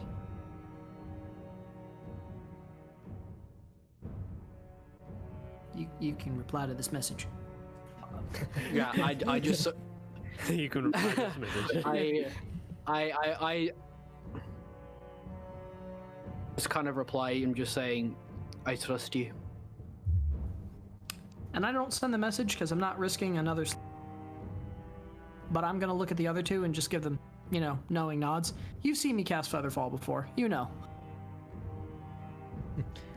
Is there some little secrets going on here? And you see that he seems to have at least picked up on the nods. I turn and I look over at Tony and I'm like, just a encouragement of a job well done, sir. Curious to see who this Hector fellow is. You know all the right words. You see, I don't know if that means I should trust you less or trust you more. Maybe a bit of both. I mean, this is your line of business, sir. And people who say people want to hear don't tend to stick around for long. This is never supposed to be a long deal, sir. Just helping our friend here path. That's all. Oh, well, he is very lucky to have such generous friends as you. Anyway, we can't sit around here all day. Get those legs moving up those stairs. Yes, sir. He's gonna try and go last if he can. Yeah. Or any of you insist on going last. Sure, Yeah. he can fuck him. He can go last. Okay, so in that case, as you're heading up the steps, you hear a whistling behind you. He seems to be just gleefully almost skipping up the stairs, whistling as he goes. Glancing over Question. down the side. Yeah. Question: how far down does the staircase go? Does it go all the way to that where the elevator went? Oh no, this ascends further upwards from his platform, so it'll go to the very top of the storm drain, which will be about a 80-foot fall at that point. Oh! Okay. We can all push him. We'll see. We'll see. We'll see. We could all push him. We all could try to push him. No. I No, will if say, we all grab him and jump, we'll float just fine. I will say you do know it's that you do get a kind of a common sense instinct of there are probably 24 members of the Lemon Underground just under you, Yeah. and you don't know we know. how well it might go. We didn't long rest yet. I only have some warlock shit. I short rested. I get all my warlock shit back. I'm not worried about that. But I got 2 spell slots. I got 2. that's me knowing greater invisibility, and then we'll do something stupid I like that. can get real angry. Okay, I can so get really mad. Maybe don't. That's what I can do. Really mad. Maybe don't. Anyways, let's proceed. so as you approach, you see a single rectangular room suspended from the very ceiling of the storm drain.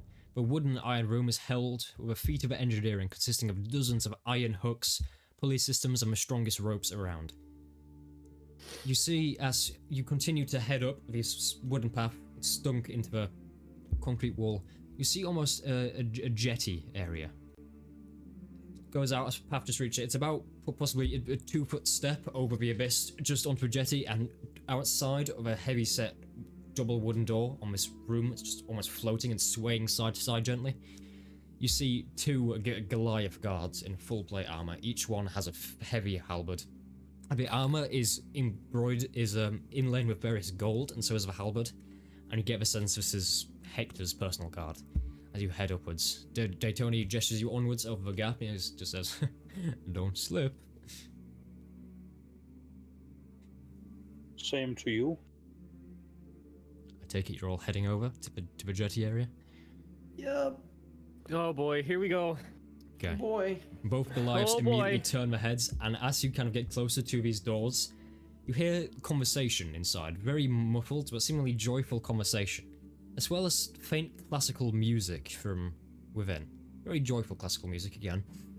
And both Goliath's heads turn, and you see as Daytona walks up and he says, "Oh, fellas, it is wonderful to see you. I have some guests who would love to speak to Hector. Can he spare a minute to give us a grace of talking?" They look. And now I'm really nervous. Like, really nervous. Gets the heads kind of tilt. They get closer.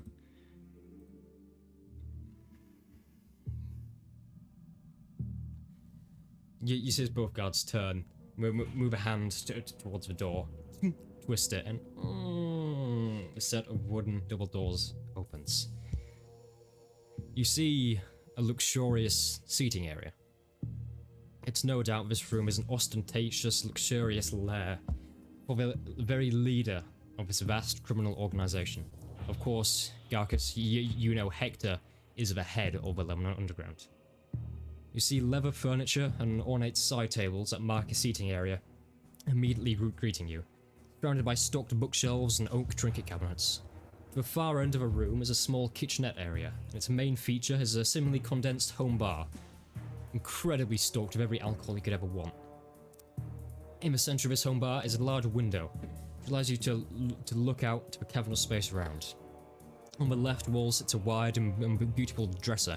On top of it, next to a recently opened bottle of wine, an odd mechanical contraption, with a rectangular base and a horn-shaped funnel leading out of it. You can see a small cylinder spinning incredibly fast, as grainy classical music of beautiful tones flows out. On these leather sofas, however, sit two people, locked in deep conversation, one facing you and one facing away from you. The man you see facing you is an aged human, dressed in a fine burgundy three-piece suit with platinum cufflinks and various rings, greying medium-length hair, swept in a side part that frames a slightly sagging, square face, wrinkling with age, but seemingly glowing with joy, a bright smile with pearly teeth. The way he's sat, he's leant back, his arms are outstretched on the sofa, and he has one leg folded over the other. You see he's talking to someone, you can just see the back of your head. But Garcus, you immediately recognize these people. The man sat gleefully is Hector Zanthirus, leader of the Lebanon Underground, and he appears to be just talking to a regular grunt. Anyway, as you enter, the doors open, and you see his gaze turn. As his gaze turns, you see his smile brighten, and he just turns and goes, "Oh, lovely. We've got visitors." Mr. Barbato, you'll have to excuse me, I wasn't aware of this introduction. We'll have to arrange another time to sit down and chat. Give my best to the family. And you see he goes, yeah. You see this person he's talking to stands up, glances, and heads out. The Goliaths close the door behind you. As you're in this luxurious seating area. Well, wait. Did he say Barbato? That's Frankie? Yes. Shit. Oh, fuck. Well, so, you're Mr. Garcus. I've met you before, and I have to say you're looking particularly well. It's a nice suit of armor you have on there. Please, everyone, take a seat. Hey, Tony, how are you doing? I'm doing just fine. I thought I'd bring these people here, because Mr. Garcus has a little request for you, sir. Oh, he does. Well, take a seat, and he can tell me what his request is in time, I'm sure. The rest of you, please make yourself at home. I'm just going to change the music. You see as he walks over to the kind of gramophone, he pulls out a cabinet, swaps out the disc, and soon enough, more classical music begins to play. He swaps out the boss music. Swaps out the boss music to relax Why the music. do I hear boss music? As he puts it in, he sits down. Yeah. So, what is this, Mr. Garcus? What could you possibly need from me?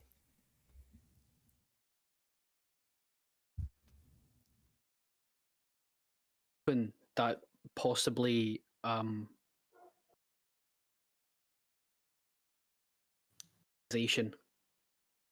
Oh.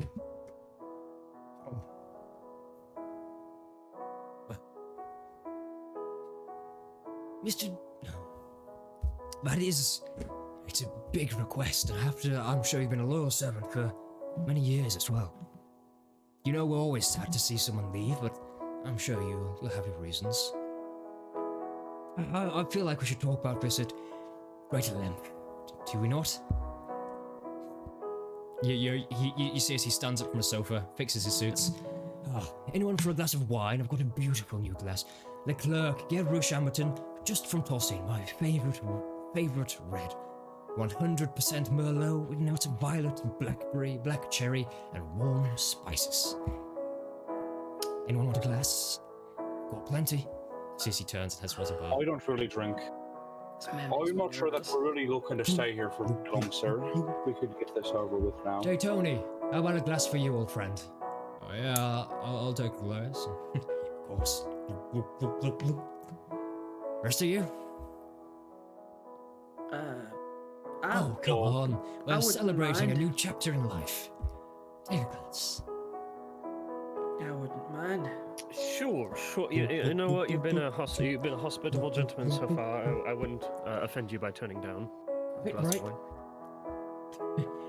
Come on up, pick your poison. He puts the glasses forward. Goes and sits back down on a leather sofa. Actual poison. Let's go. Can I insight check Hector? Yeah, inside tracker. Like, he seems very friendly. Like, I'm trying to do a whole so friendly, he's creeping me just out. a show? Is it just a show, or is he really just, like, kind of nice? He strikes you as a very charming older person who has had a lifetime's work to perfect his craft. The head of That's- the lemon doesn't need to be strong. He just needs to be smart and charismatic. Yep. So, what is this about leaving, Mr. Darkus? So you can inform me. Well, for a long time I've been to try and get some kind of protection for Goat Peak after the attack, and you Peak is promised your me town, yes? protection I for the heard about town it. and also. I'm deeply sorry. So horrible chain of events, and I'm sure you've heard we're doing everything we can to protect the poor folks. Yeah, and I appreciate that. I really do. That me leaving doesn't affect anything, and if it does, I'm more than happy to provide. I've already handed Daytonia a large sum of gems Ooh. of work to hopefully pay off a debt. You say you've handed him gems. Good news. Looks like I won't have to pay Daytona this year. Thank you. Oh. Well, I'm sure you've been More faithful than for all what is these years. necessary for the.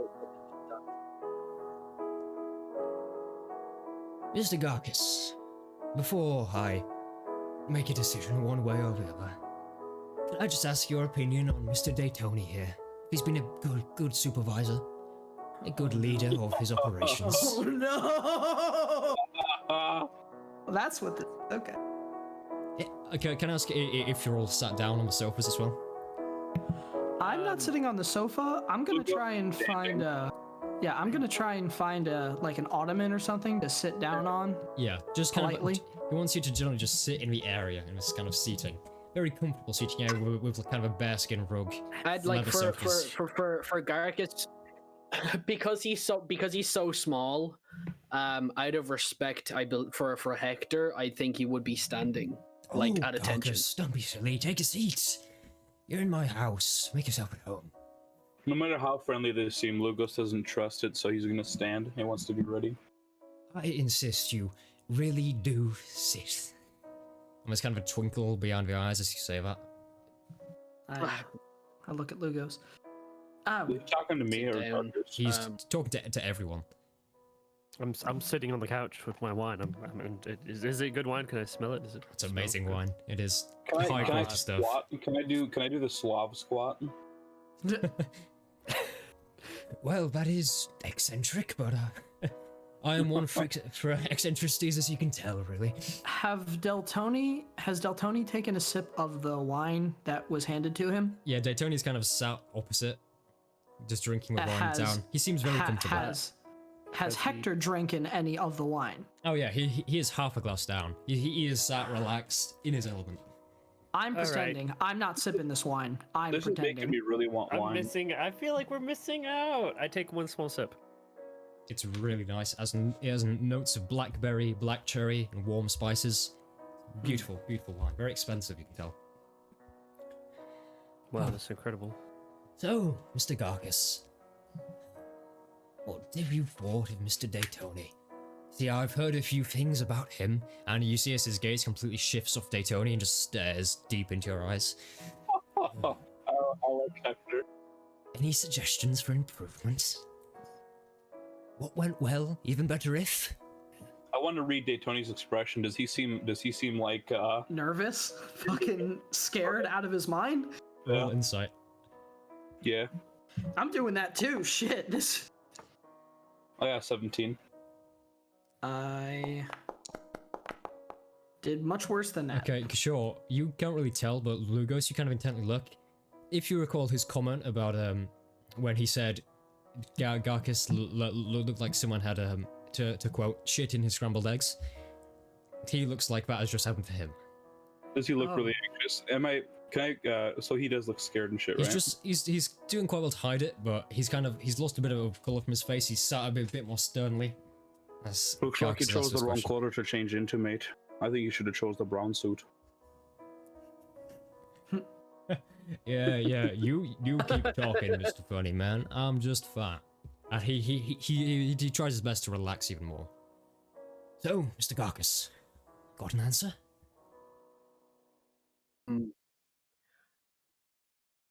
The years I've dealt with Daytoni quite a lot. Yes. Last adventure, he me out to find Salrus Vir, a man he knew. Salros. I was knew a dragon. Salros. Like a son to me. Turns out he was a bit of a, murderer. Always unpleasant boy. to find that out about someone. I take it you dealt with him sufficiently? Yes. His half of his is on Daytoni's desk. In the dragon form, that is. Oh. Well, it's Like, I bring out the necklace with some, like, with the dragon teeth on it. well, would you look at that? That is mighty. You should cherish this, and it isn't often you get a dragon's tooth. So I take it, Especially that is- when I wasn't planning on fighting one. Oh, so you think he sent you into a meat grinder, so to say? Should have done more to safeguard your opportunities.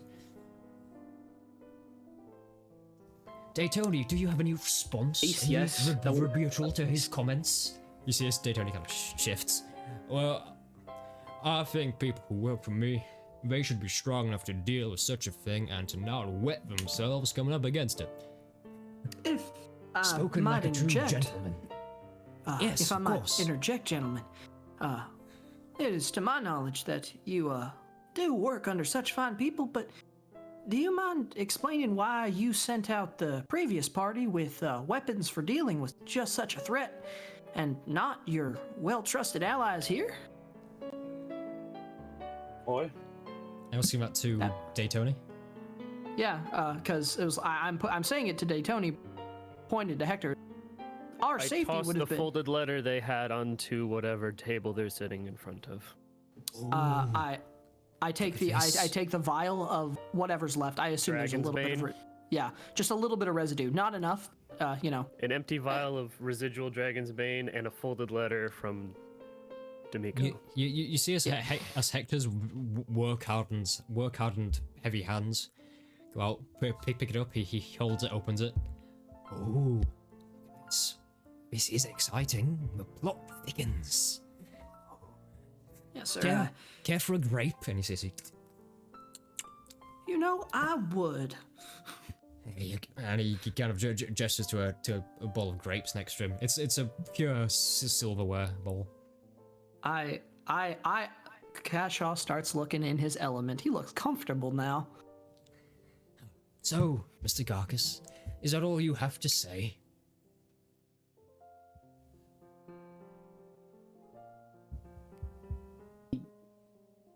I think so. Okay. I would have. It would have been nice to just kind of feel a bit more trusted, and Protected and informed, I'd say. Daytoni here has said that nice. Actually he expects people to not piss themselves when they face a threat. But do you not see the dead head of a black dragon on your desk? And do I look like I've pissed myself, good sir? Whoa, calm down, boy. Overreacting a little bit. Jesus. Yeah, and you just go, well, I think we should all calm, shouldn't we? We're here to be refined, listen to classical music, drink wine. But I do find it interesting. And you see his gaze shifts directly to Daytoni at this point. See, Garcus left off 1 or 2 bits there. Bits that I personally think are the most interesting. Garcus, can I ask if you're having any visible reaction to him saying this, or are you just kind of trying his best to remain as neutral as possible? Remain as composed as I can, and I'm gonna just let him say his piece.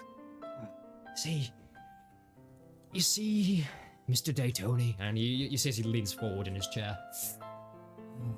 I know all about your meetings with your lieutenants. Little coup you've got going on there. Really well done, isn't it? Shit. Meetings with Frankie, discussing how you're gonna go and take over. Now you come here and drink my wine. Throw accusations about. Is that who you are? Is it? Well, you see, I do respect that. It takes some real steely pair to do it. What I don't appreciate is getting outside help. Getting help of external benefactors engaged in our dealings. Getting them engaged in our opportunities. And you see as Daytoni's head just immediately shifts out. Oh, no, you've got it all wrong. You've been told false information there. That must have been Frankie. Frankie has been making stuff up for years, and you see as he stands by his chair. I swear on my life, that was not me. Calm down. Mr. Garcus, you want to say something? And I say,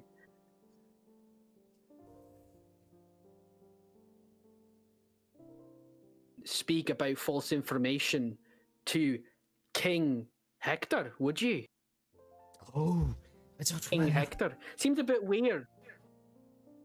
Calling me King Hector? Well, I do like the sound of that. But I wonder what the connotations are, Mr. Daytoni. Either way, I'll be sending you on a little sabbatical. Take some time to find yourself. Possibly a trip to the Southern Kingdoms, you know? Drink some fine wine, take a trip on a beach. Then you can come back into service, and I trust you'll be a changed man. How does that sound? You see as his face kind of twists, confused. Mr. Garcus, sorry for putting you through all this. I'm aware it is a bit weird. What do you think we should do with Daytoni?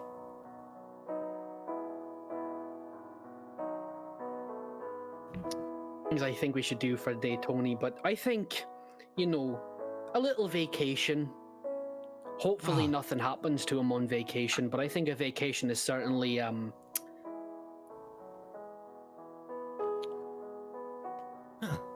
You know, I do like the sound of that. I have Maverick's getting antsy, and he puts up a finger and starts doing the thing where he's thinking, and he nods. Just as you're about to talk, you see as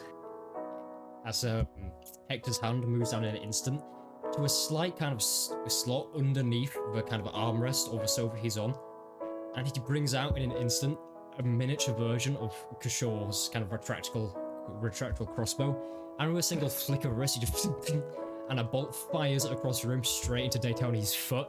As he falls onto the floor, it's pinned him to the ground. Well, it looks like a leadership position has just opened up. How do you feel about taking it, Mr. Garcus? And you see Daytoni's now on the floor, howling in pain as it's pierced his foot to the ground. Oh, will you stop whining? It's not the pain that will kill you, it's for poison. Anyway, Mr. Garcus. It's the poison. More wine?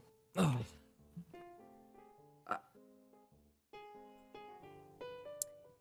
How do you feel about leadership? I think you're well cut out for it. Will you be quiet? And I see as Daytoni's on the floor, just...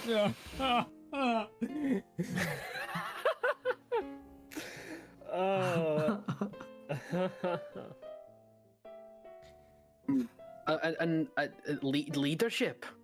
Yes. Yes, you're aware a position has just opened up. I love this guy. I love this guy. You know what? Living underground ain't so bad. I knew it. I'd be honored, but I don't know if what is needed, and I mean, it would only be fair if my friends here got some sort of benefit from such a position. Mr.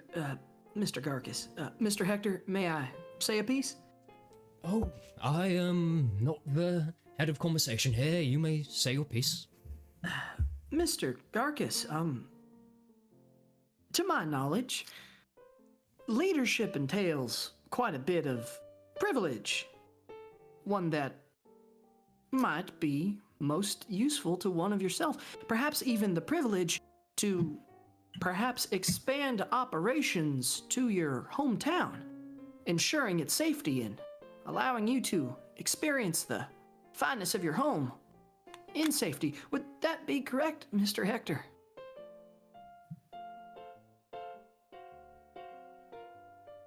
Well, it depends on the merits of the leadership. Oh, Mr.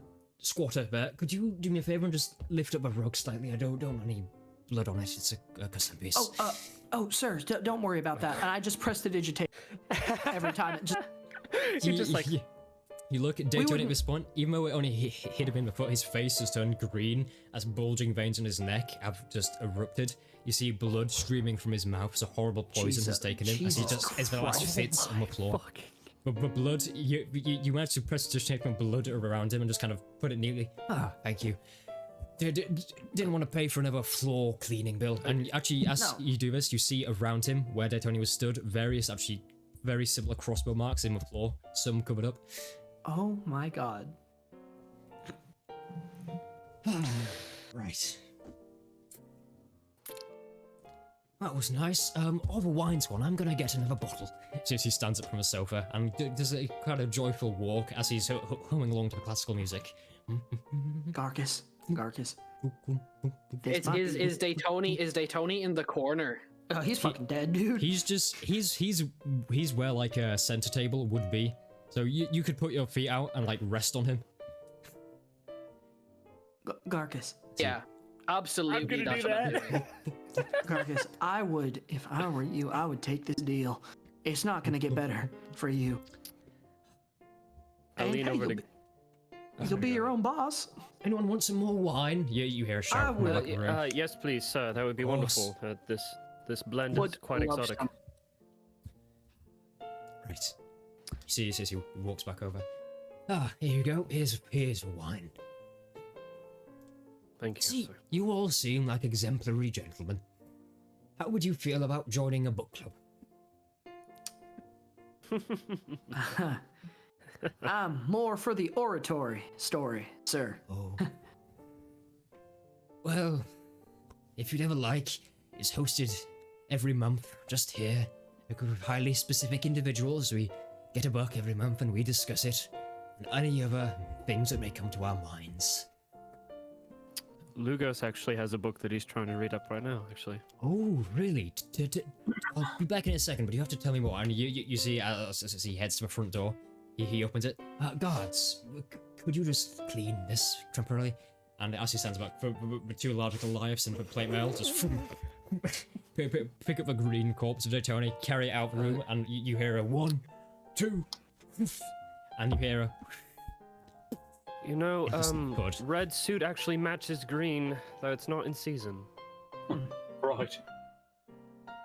I lean over to... Hector, oh no, wait, what is doing? I don't think we had anything. You're good. That was, no, go on. He's gonna lean over.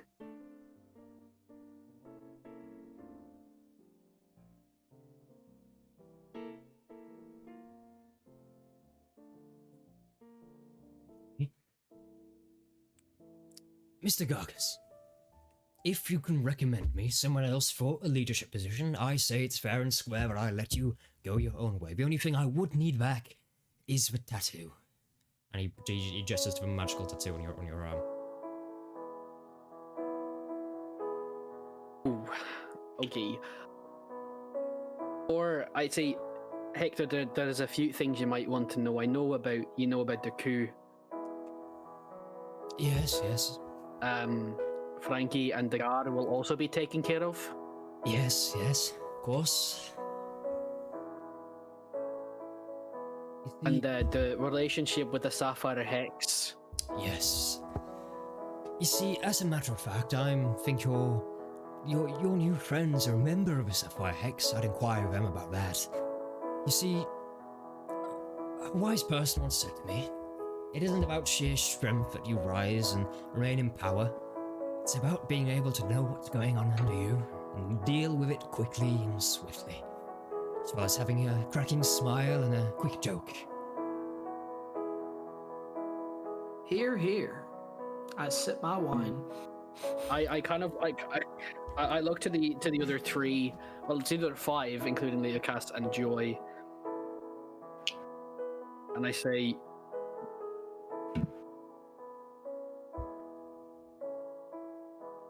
make of the whole situation. Well, Mr. Garkis, if such accommodations could be made for myself, I would not be remiss at considering them, at the very least.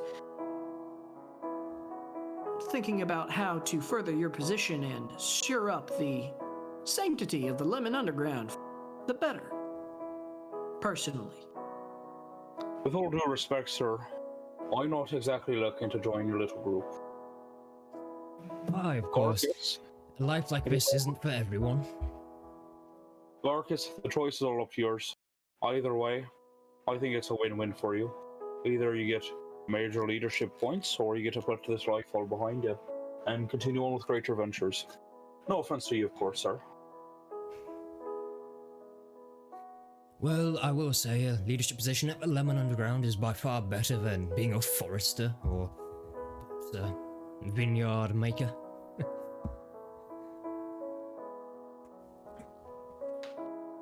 Or even a town guard for that matter. Maverick.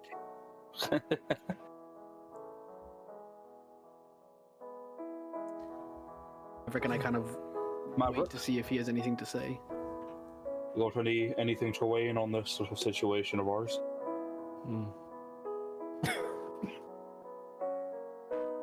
Oh, he's coughing.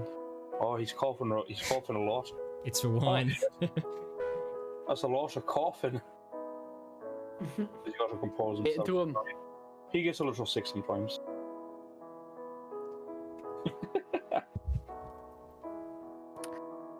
Garkus, considering that you don't exactly know what our group is dealing with at the moment,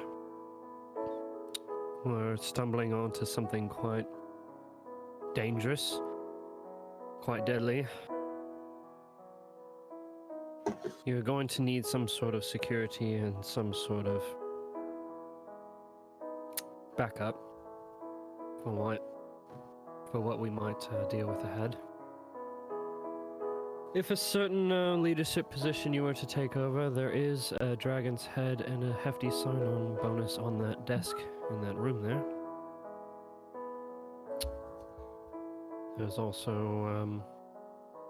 also me to back you up. If you join, I join. What? Surely you're fucking joking, right? No, I've had some thinking of I turn. what I wanted to do after I left home, so I look to Hector and I say, if I were to take a leadership, would there be some roles like lieutenants that I could award my friends that would give them support Well- from this organization in their future endeavors? Well, that would have to be discussed after the fact you take it. There is the pledge of loyalty you would have to take first, stepping into the role, of course. Apart from that, everything could be discussed.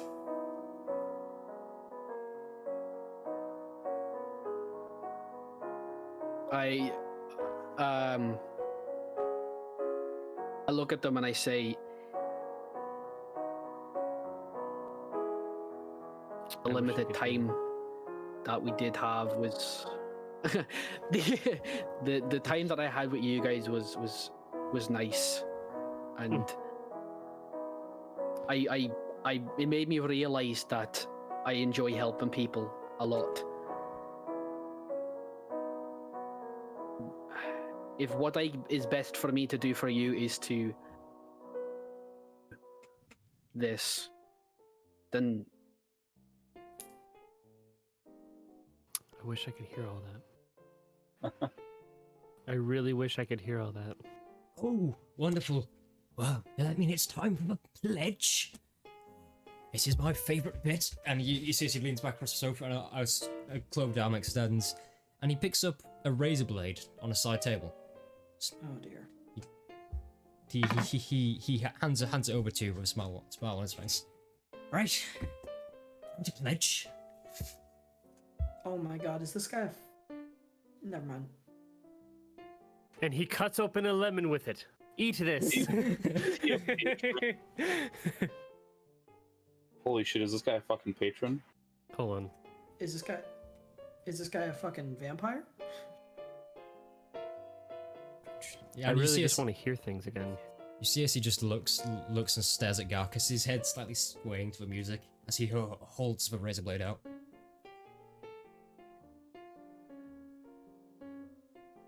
take it. Yeah, and it's like your classic kind of lip style of razor blade, so like your classic barbershop one. Right. Pledge time. After you. Are you scalping yourself? You see as from underneath the sofa he brings out a small silverware kind of plate of sorts. It seems to be stained with a thin red. As he holds it underneath you.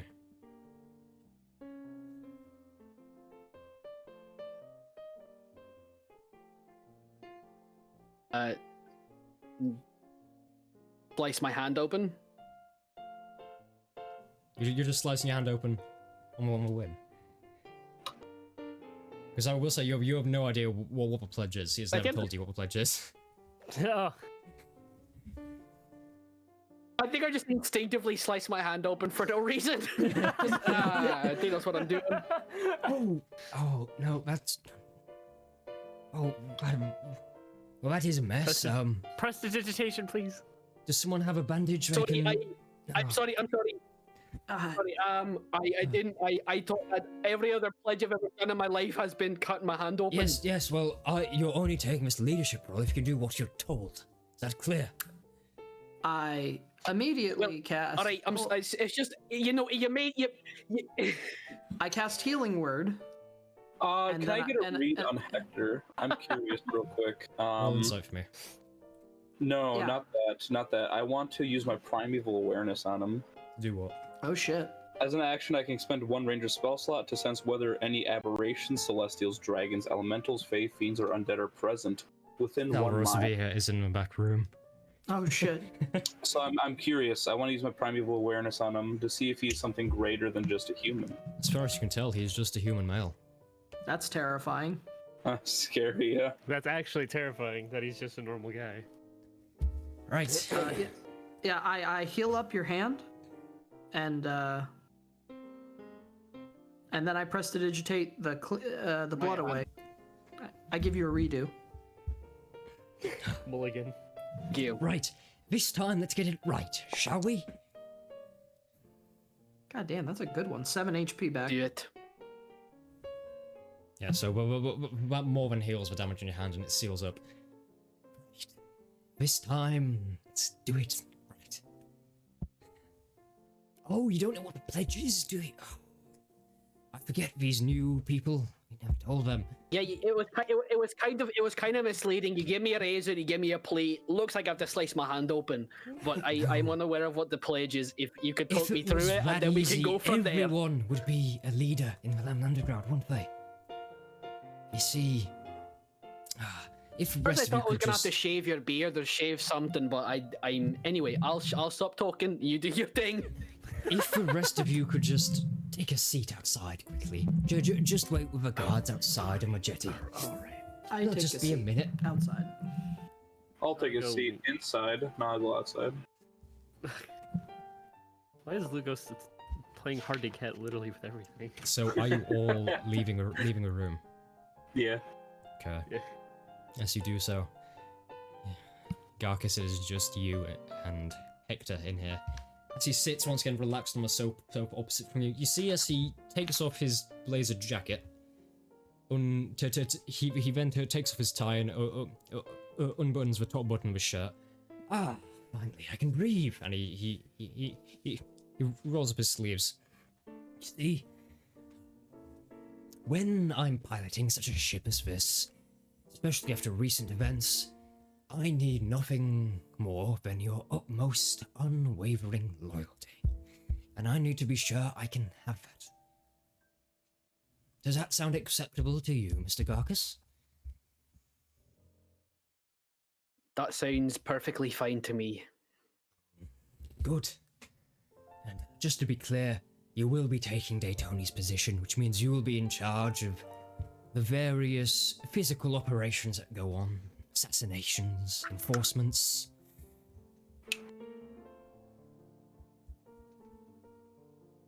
A life of pure, unadulterated violence, if you will.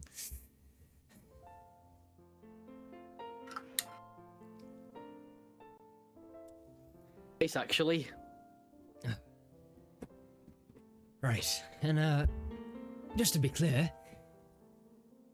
if you cross me, I will have your head on a pike. Anyway, time for the pledge. He leans back in the chair. So, Mr. Garcus, local. Time for you to become a leader of the Lemon Underground. You just need to take that razor, and as bad as it seems, we need to take all the non-leader blood out of you. So just a little snick on your neck will drain you dry and then get you good as new. Fucking vampire. Fucking knew it. Is he a vampire? He seems to be just a human male. I swear to God. If you go just over there to your right, you see the floor's a bit different. That's because it's a bit of a laminated floor over there, anti-splash, you know? Yeah. You see as he just leans back in his chair with a smile on his face. I check him real quick just to see what's going on.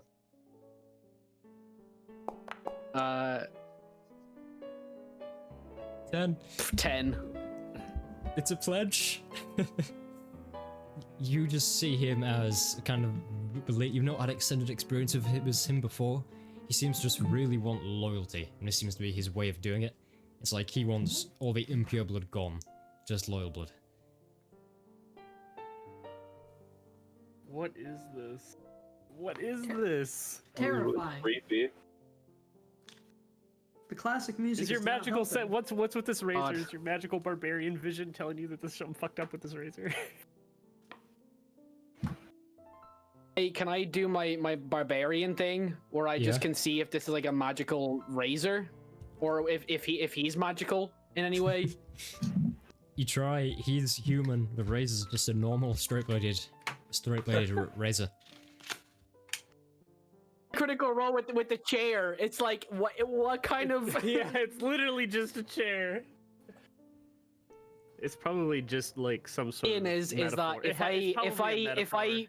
if I have to, so you want me to bleed out and do it to myself if I'm getting that correct here? Well, about that, you see, you won't die. You'll simply go unconscious, and then we'll get you back up and running into your leadership position, and don't worry, you will never have to stare upon your predecessor's visage once again. You will be the new leader of operations. How does that sound, Garcus? We'll protect your town, no more dragons interfering. We'll station a garrison up there, and they'll all know you are the one who saved them. You'll be a hero. Everything you could ever want. Word. He used When the the villain H says word. you'll be a hero. I love this NPC. I love him. It's so fun to play.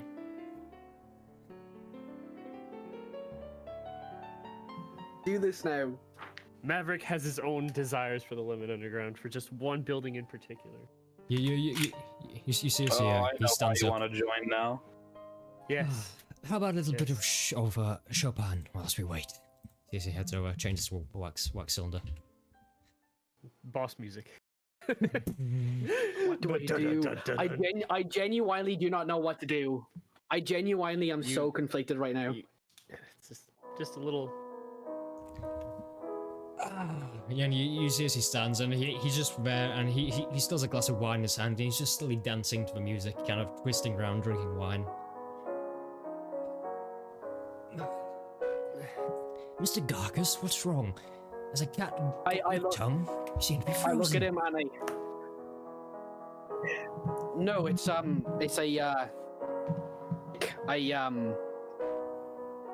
really get me going, and I just.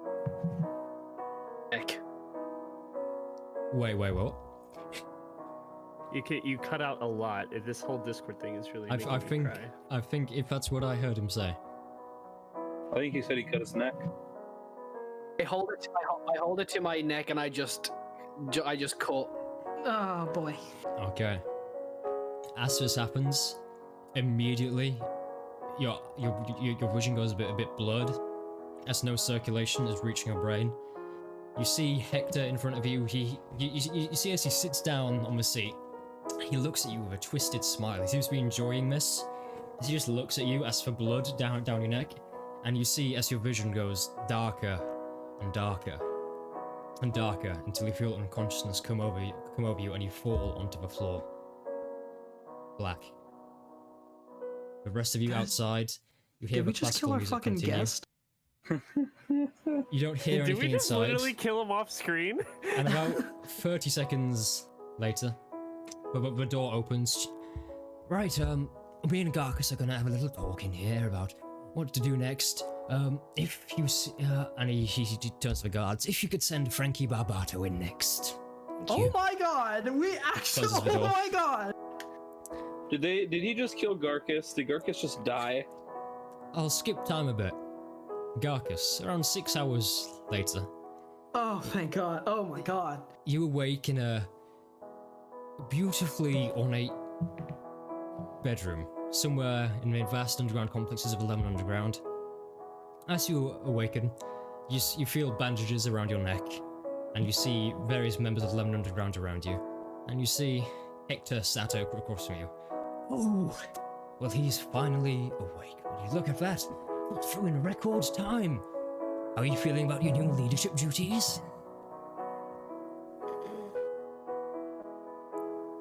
I panic, activate my tattoo, and I blink out of the room. As you try to do that, there's a...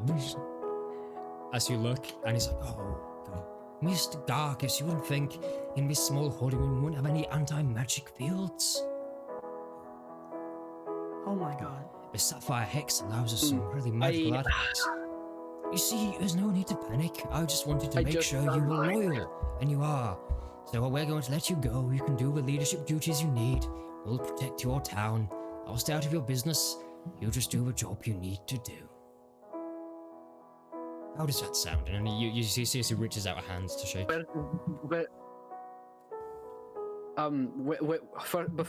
did the others go? Are they okay? Are they safe? Oh yes, they went back home. They're fine. I'm sure you'll see them again. Yeah, I go. I certainly hope so. They were a great group. Shake his hand. Never forget, Mr. Garkus. I saved your... He claps your hand.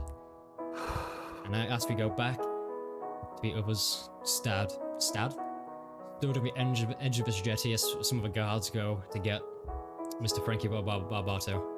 I take it at this time Alex will need to be going. Am I right? Yes, yes, Okay. sir. So as you stand on Holy- the jetty, I think this is where we're gonna end that session. Holy shit! Yeah. Ugh. Yeah. That guy made Daytona look like an absolute bitch, dude. Yeah, no, that was some Godfather shit. I appreciate all of that. Oh, that my was God. intense. Yeah. That's fucking wild. This whole time, I thought Daytona was literally the head of the operation of the Lemon No, holy shit.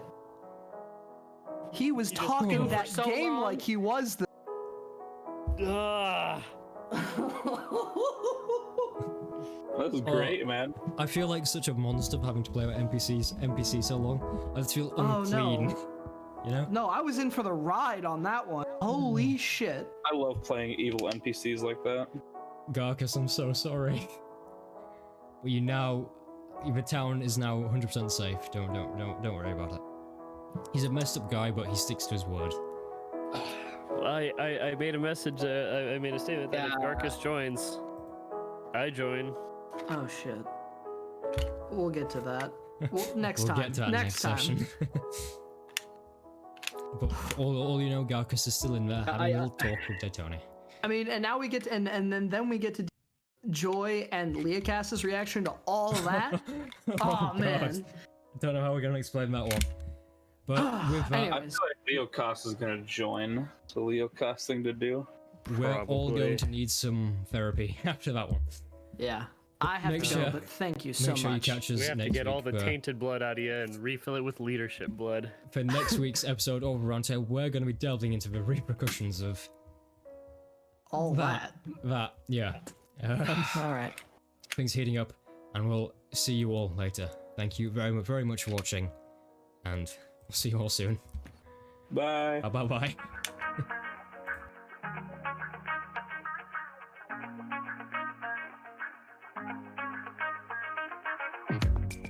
Have this dangerous feeling to know what to believe in.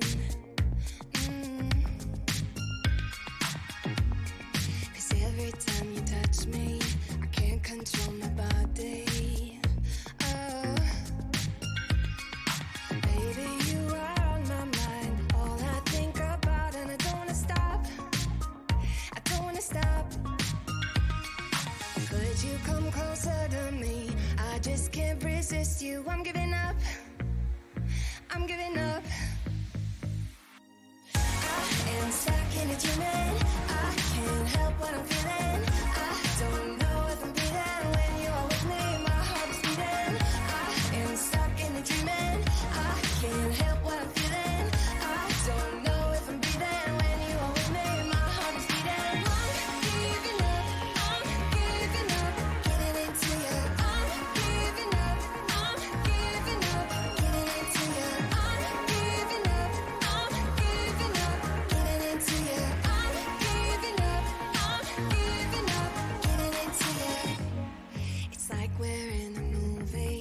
I don't know how you do it. I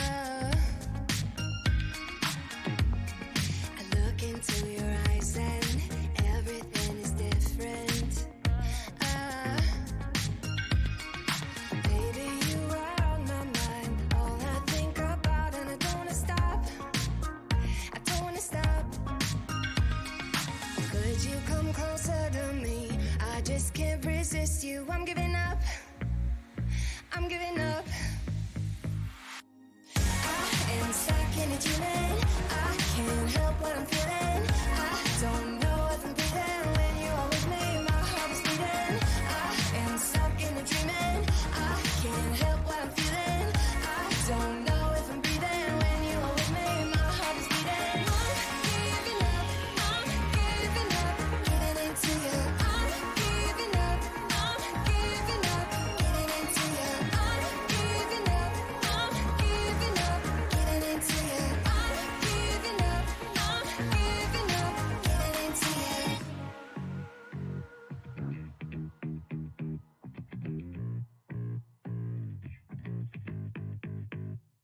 Baby, you are on my mind. I can't control my body, can't control my body. Body, body, body, body. I am stuck in a dreaming. I can't help